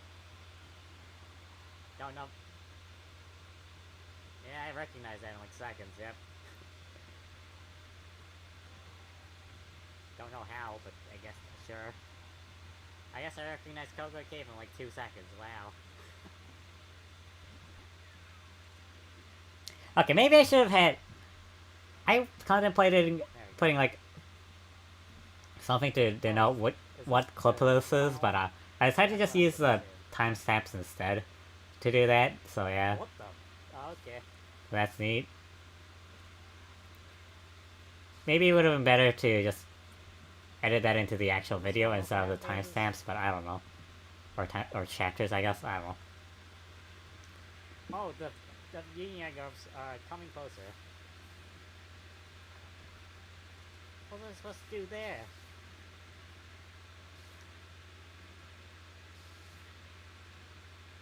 What are you supposed to do when you don't have auto ride? What the fuck? Oh god. How am I? What the fuck am I supposed to do? No, maybe this wasn't the greatest idea because of me watching this on stream because I'll take some damage. Sure. I'm getting Let me activate. kinda hungry and I just kinda want to stop the stream soon. Let me activate, please. Why did you go closer to her? Let me activate my. I kinda had lunch pretty early today, so yeah, I'm actually pretty hungry at this point. I kinda want to stop stream soon, yeah.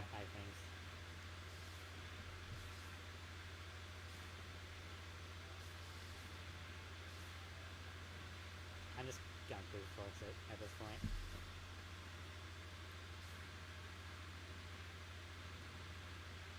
Okay. Also, you wouldn't be able to tell like whatsoever. Because I mean of course you wouldn't, but the audio balancing here was a fucking nightmare. Oh, it's not really when editing this video. Because I do not like this flag. the audio balancing, my audio balancing in the like my early streams is really fucking whack. Back there. Even more than how it is right now. So yeah.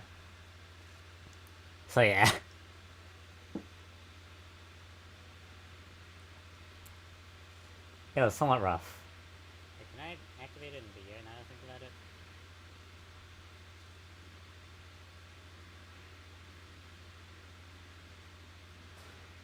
What am I supposed to do there? I can't dash it back down. Yeah, I can't. What am I supposed to do there?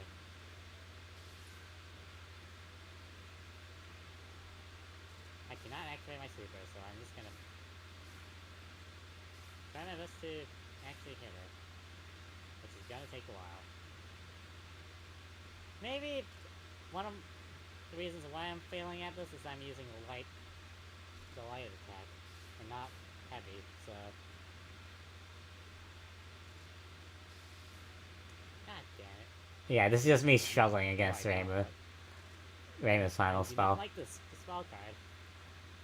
How are you supposed to do this?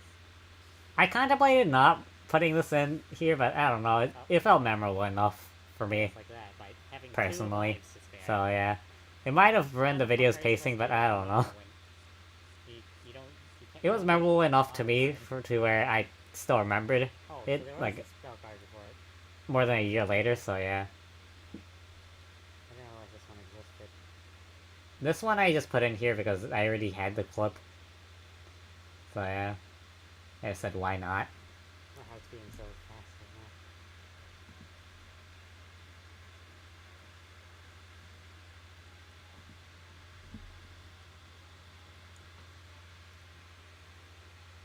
I probably could have made it, but we still have full power.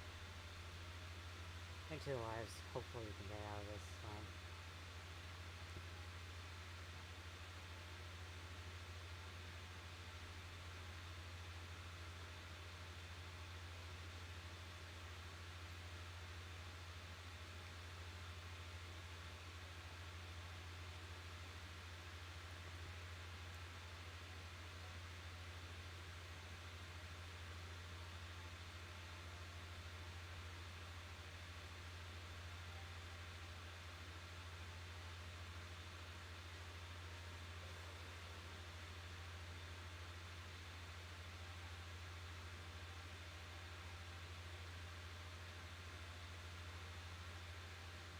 Maybe I don't have to fucking watch the entire fucking thing. We're just gonna skip through it. Guys, I kinda wanna fucking end the stream soon. I did it! I properly won CC the game.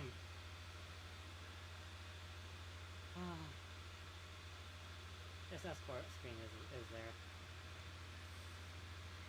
Oh, my heart was beating. It's probably the fastest it ever has while playing a video game, honestly. Oh my god. Okay, so this next moment is definitely what I think the best moment of my streaming career so far.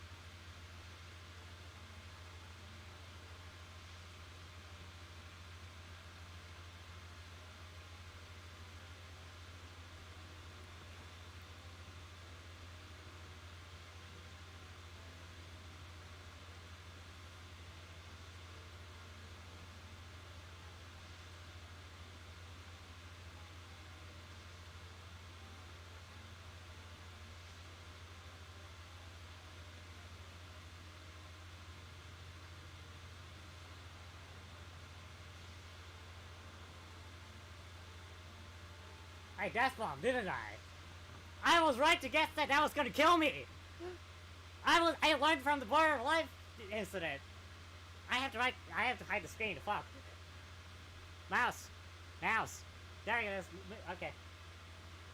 Holy shit! I beat the game. Yes. Holy shit! It's been 3 fucking months. Oh, I can't see the screen right now. Okay. The most energy I've ever had in my my God. voice. Like ever on stream. Or just in general, honestly. God. I did it! Oh my god, after 3 months. This is still a legendary 60 moment. fucking hours. It's probably 865 at this point. This is definitely still one of My the hands are shaking. best moments in my streaming career. Like That is probably the even like most a year adrenaline later, I've felt ever in my life, honestly. year plus later. Holy shit.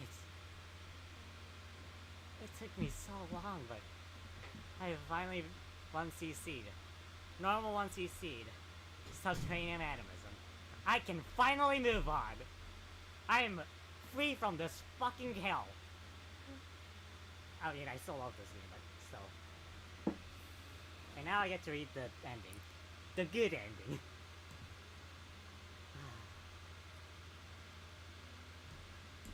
And that probably peaked my life. Because that is probably the most I've shouted. Maybe ever. What? Our live shows even? And okay, Let's just look. I don't know. this clip. I don't like. So I didn't really include that many Damakaga clips in this video because I made an entirely separate video for that one, for that game. But this is the only one that I didn't include in the video that was still that was still really memorable to me. So yeah.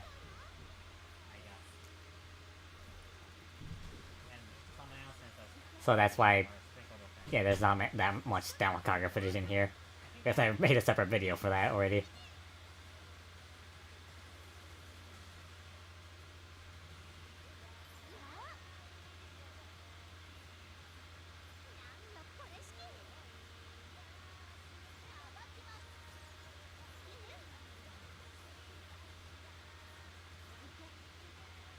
They also ran ads on Shinjuku Station, which is, if you don't know, is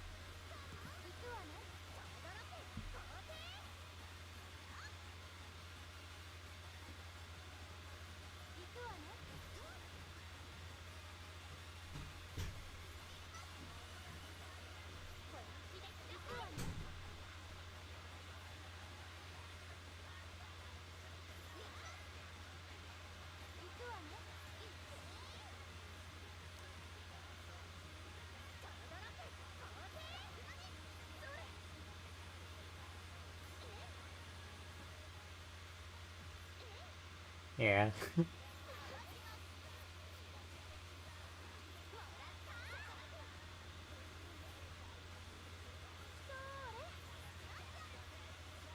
I was good at this video game, wasn't I?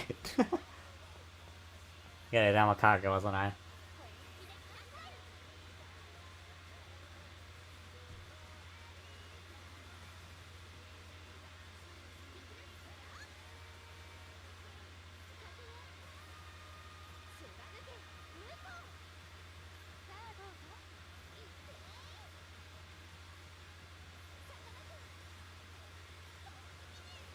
Oh, yeah, there it is. I fucked up at the very end. I fucking hate the mashing sections.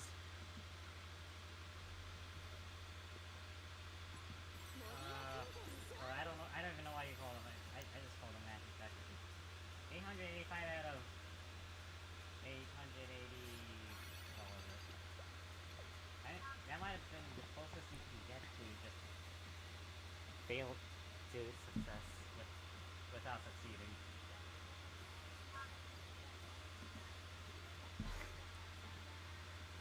Yep, 888 is the whole combo, and we got to 885.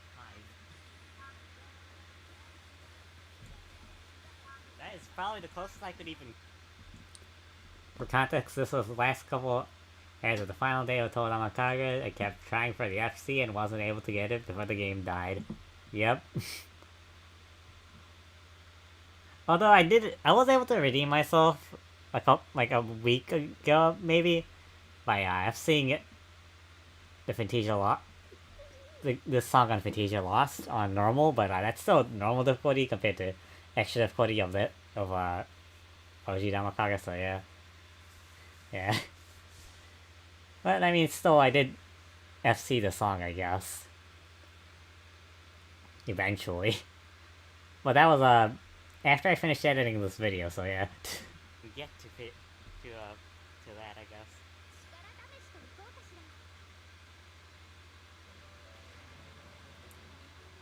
Also, these clips are, I think, in chronological order.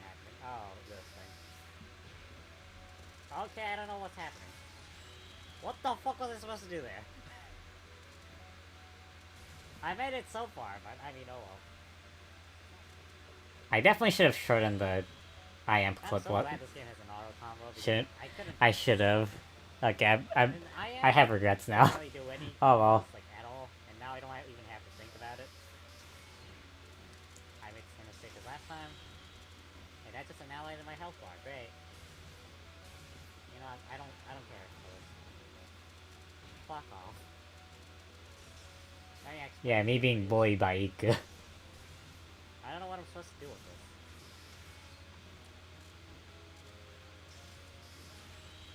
What the fuck?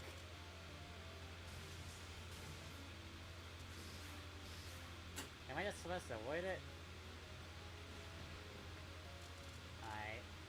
Fuck off.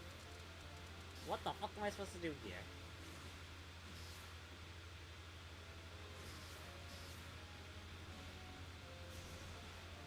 Wrong timing. That didn't hit? Okay. You know what? I don't care. End this. Really. Fuck off. What the fuck was I supposed to do there?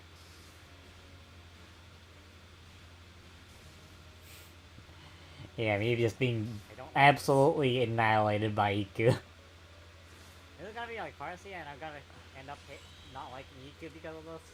Maybe.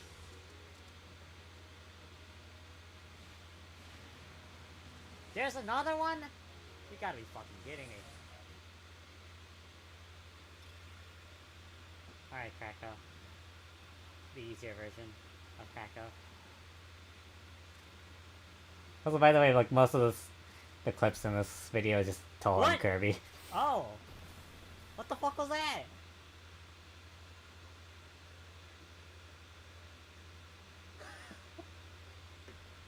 The fuck was that? What?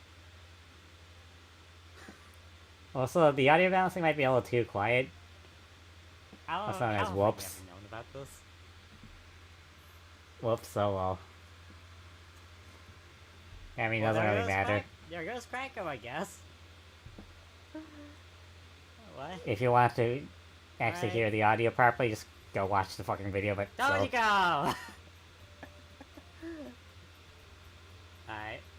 I'll get her. I'll get Tojiko.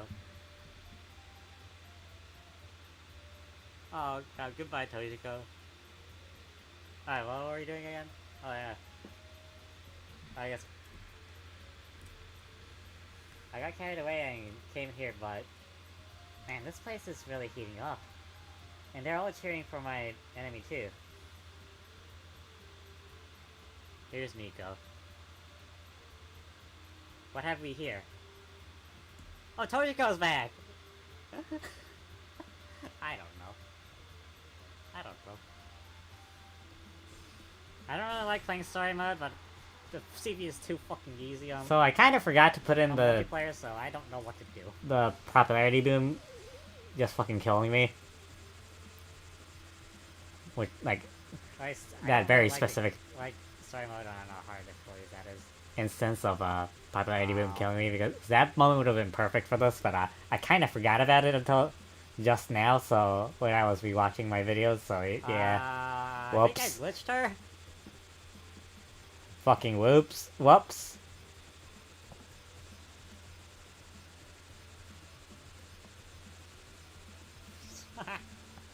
What? What?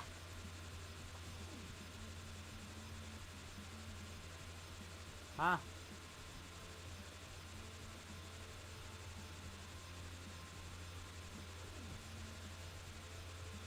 I'm just getting lower and lower popularity, and that's about it, yeah. What do I do here? The moment I release block, I'm gonna die. But even if I don't move, then nothing's gonna happen. And I'm just gonna be stuck in limbo. Well. I guess Shooter has unlimited arrows, I guess.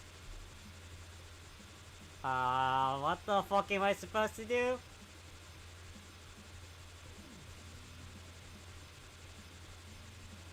Not. Oh, wait, what?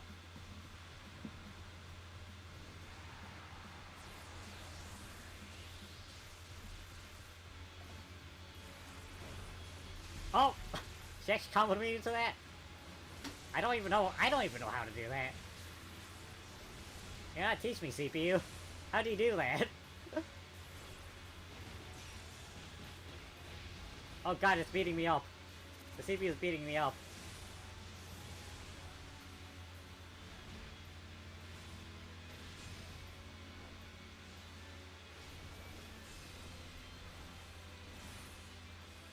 Wait. Can't you teleport to Miko? Okay. Yeah, this scene does not fit at all. Did not fit at all for that dialogue. I mean, I guess to be fair, Miko's been the final boss 2 different times before this, so... I guess. Compared to anyone else, I guess Miko would be the most appropriate. But at the same time, this is Sumereko's theme, not Miko's. And... okay. When is it? When is the moment?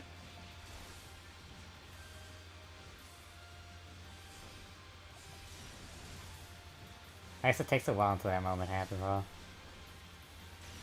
Actually, I think about it, isn't this the 3rd time Miko's actually been the final boss? There it is. Oh gosh, holy shit, she comboed into it! I didn't even know that the CPU could, in story mode, could actually use spell cards. The fuck?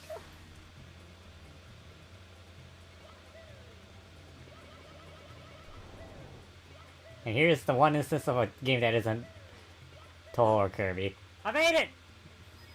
Oh my god, finally, I actually successfully did the BOJ. Oh my god. That's the first time I've ever done that. Oh my god. You know, that was worth it. Spending like 5 minutes on that was like worth it now.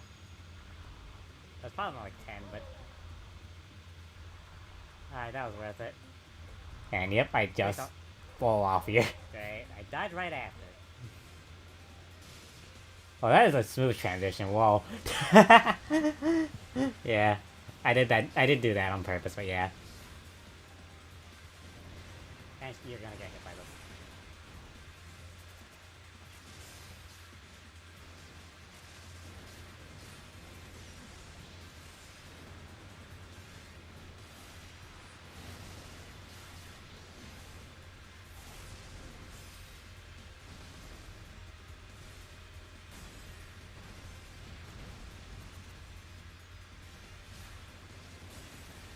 Great, she I ran through it.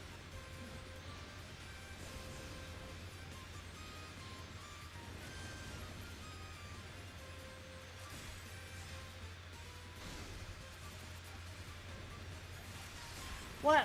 Where did my input go?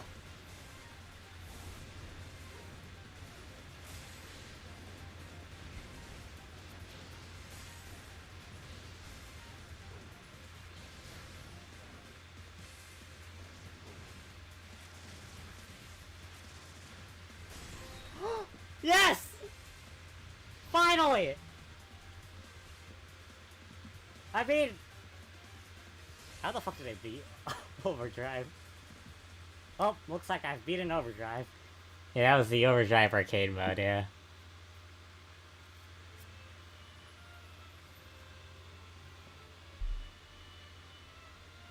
For, Total Legend of Low. I actually gotta think if I'm playing from Zun. Okay, that kind of feels... That feels nice. Oh, you got new credits for it.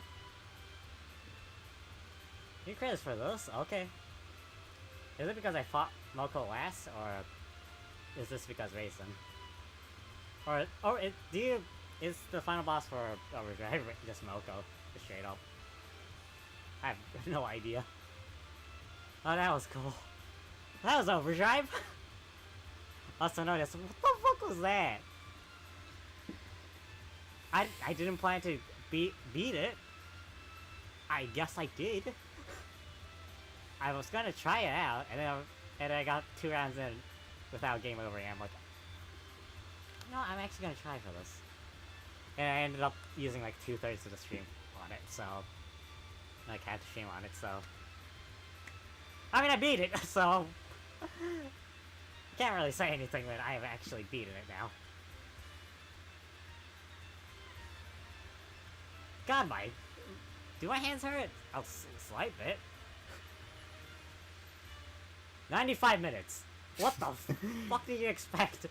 I was playing against that fucking thing. Moko's... I was fighting against Blue Moko. Blue Moko is the scariest thing on fucking Earth now. Yeah. New record, 95 minutes. 95 minute, 56 seconds. But I mean, I have proof that I've now done Overdrive. So... yeah. I'm never doing that again. Alright. What's next? Oh, the shmup sect? I was shocked that the Return to Dreamland Deluxe is actually in the... Oh, I don't... Was actually... do too great. A year ago? And I'm like, huh. Because I just played this game, like a couple weeks ago, and 100%ed it. So I'm like, this feels very recent, but no, it wasn't. It wasn't that recent. It was more than a year ago.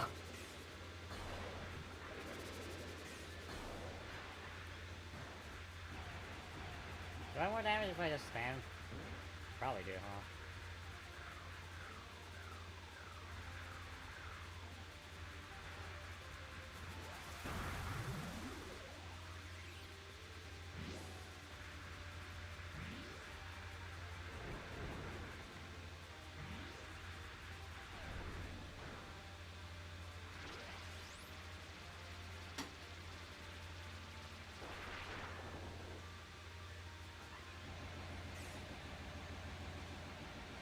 Alright, Okina.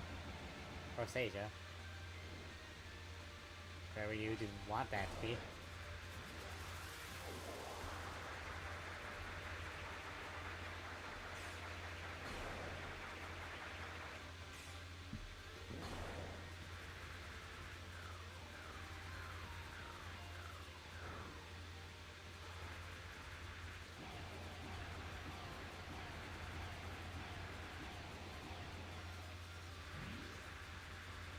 Oh!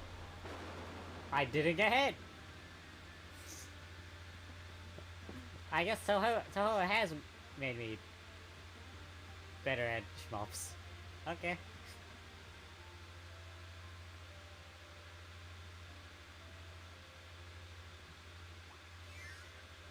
I guess Toho has actually made me better at shmups. Well, now that I think about it, I'd be surprised if it didn't.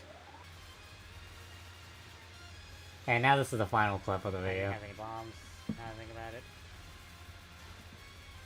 Oh shit.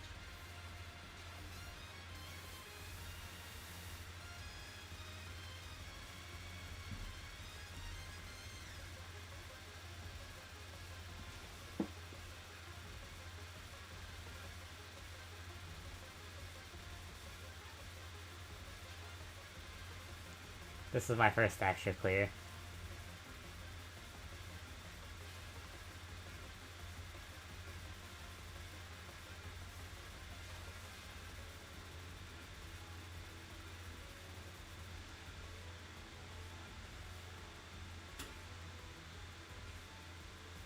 Oh god.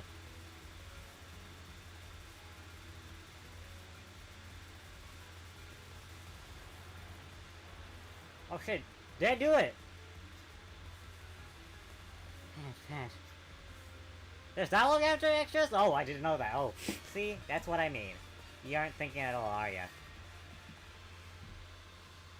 Good, Marissa. Because this is the last clip of the video, I just made it a little longer. But yeah. What? Wait, what? I actually did it? What the fuck?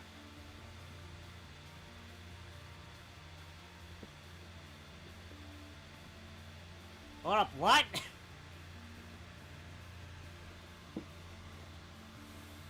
I don't think it's hit me quite yet. Huh? Okay, so player data. Achievement list.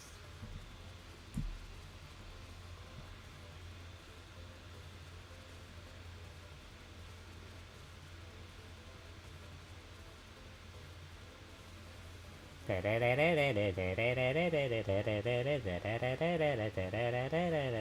can watch the dialogue from here? What the fuck? I didn't. Okay, cool. Played Marissa, Wolf Spirit, extra stage. Played Marissa, Wolf Spirit, extra stage. It told me twice that I actually did it. Huh.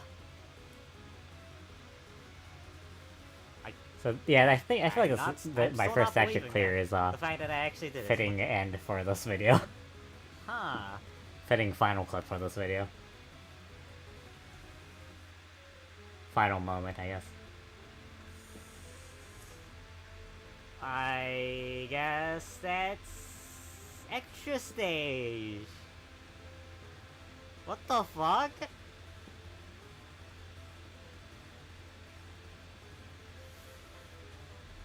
Extra stage. Now, will I make another one of these? Of the best ofs? Probably not. That's my first extra stage clear, I guess. Maybe. There it is. If I feel like it, maybe, but I don't actually have a... I didn't expect it to go so casually in, like, one stream, but... and without me knowing, like, anything, but... beforehand. I had literally never seen the extra stage. I had literally never heard of the extra stage theme before, so I couldn't have watched it anywhere. So that was me playing it completely blind, and still clearing it still having it be my first player for some fucking reason. I'm pretty sure this is the I don't have a only list. extra stage I had not seen before. I don't have a list of clips anymore, like, for, like, the second year, so I don't think I would... It would take way more effort to, make a second best of video for the second year, but... I mean, I don't know. If I feel motivated, I might How make is it the only one I cleared? What Who the knows? fuck? Well, it's probably just because Marissa W was just cheap and really fucking good with an extra. I'm so glad I played as Marissa for the main game, so that because any other shot type I wouldn't have been able to do it. I'm confident. I got saved by Marissa W's DPS. Man. What the fuck?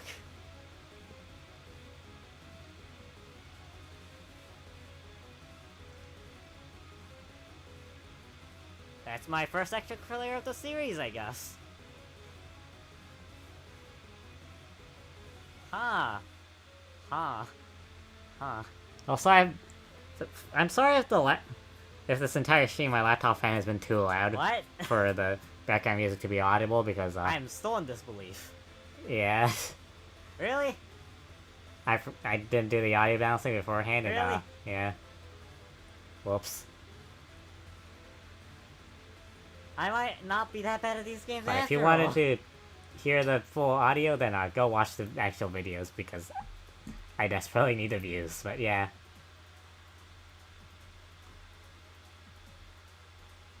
If I make another one of these, it'd probably have a little more variety than this one.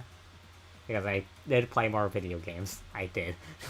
that aren't curvy. That aren't just curvy and Toho. Even though that's mostly the stuff I play on this the Twitch channel anyway, but still.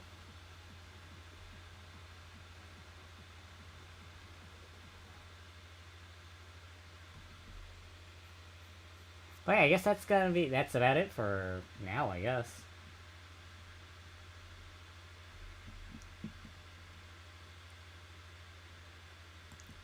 So I guess that's gonna be the end of this live stream, I guess. I'm pretty hungry and I'm kinda tired, so yeah.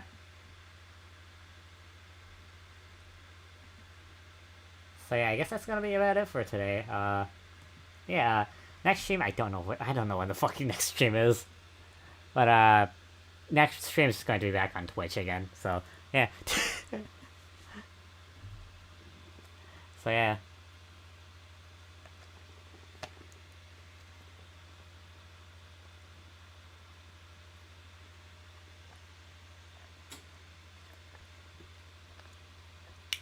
So yeah. I don't know when the next YouTube stream is gonna be. I don't have any plans for another YouTube stream, so I don't know. But yeah, that's gonna be about it for today. Yeah, it was kind of fun. But yeah,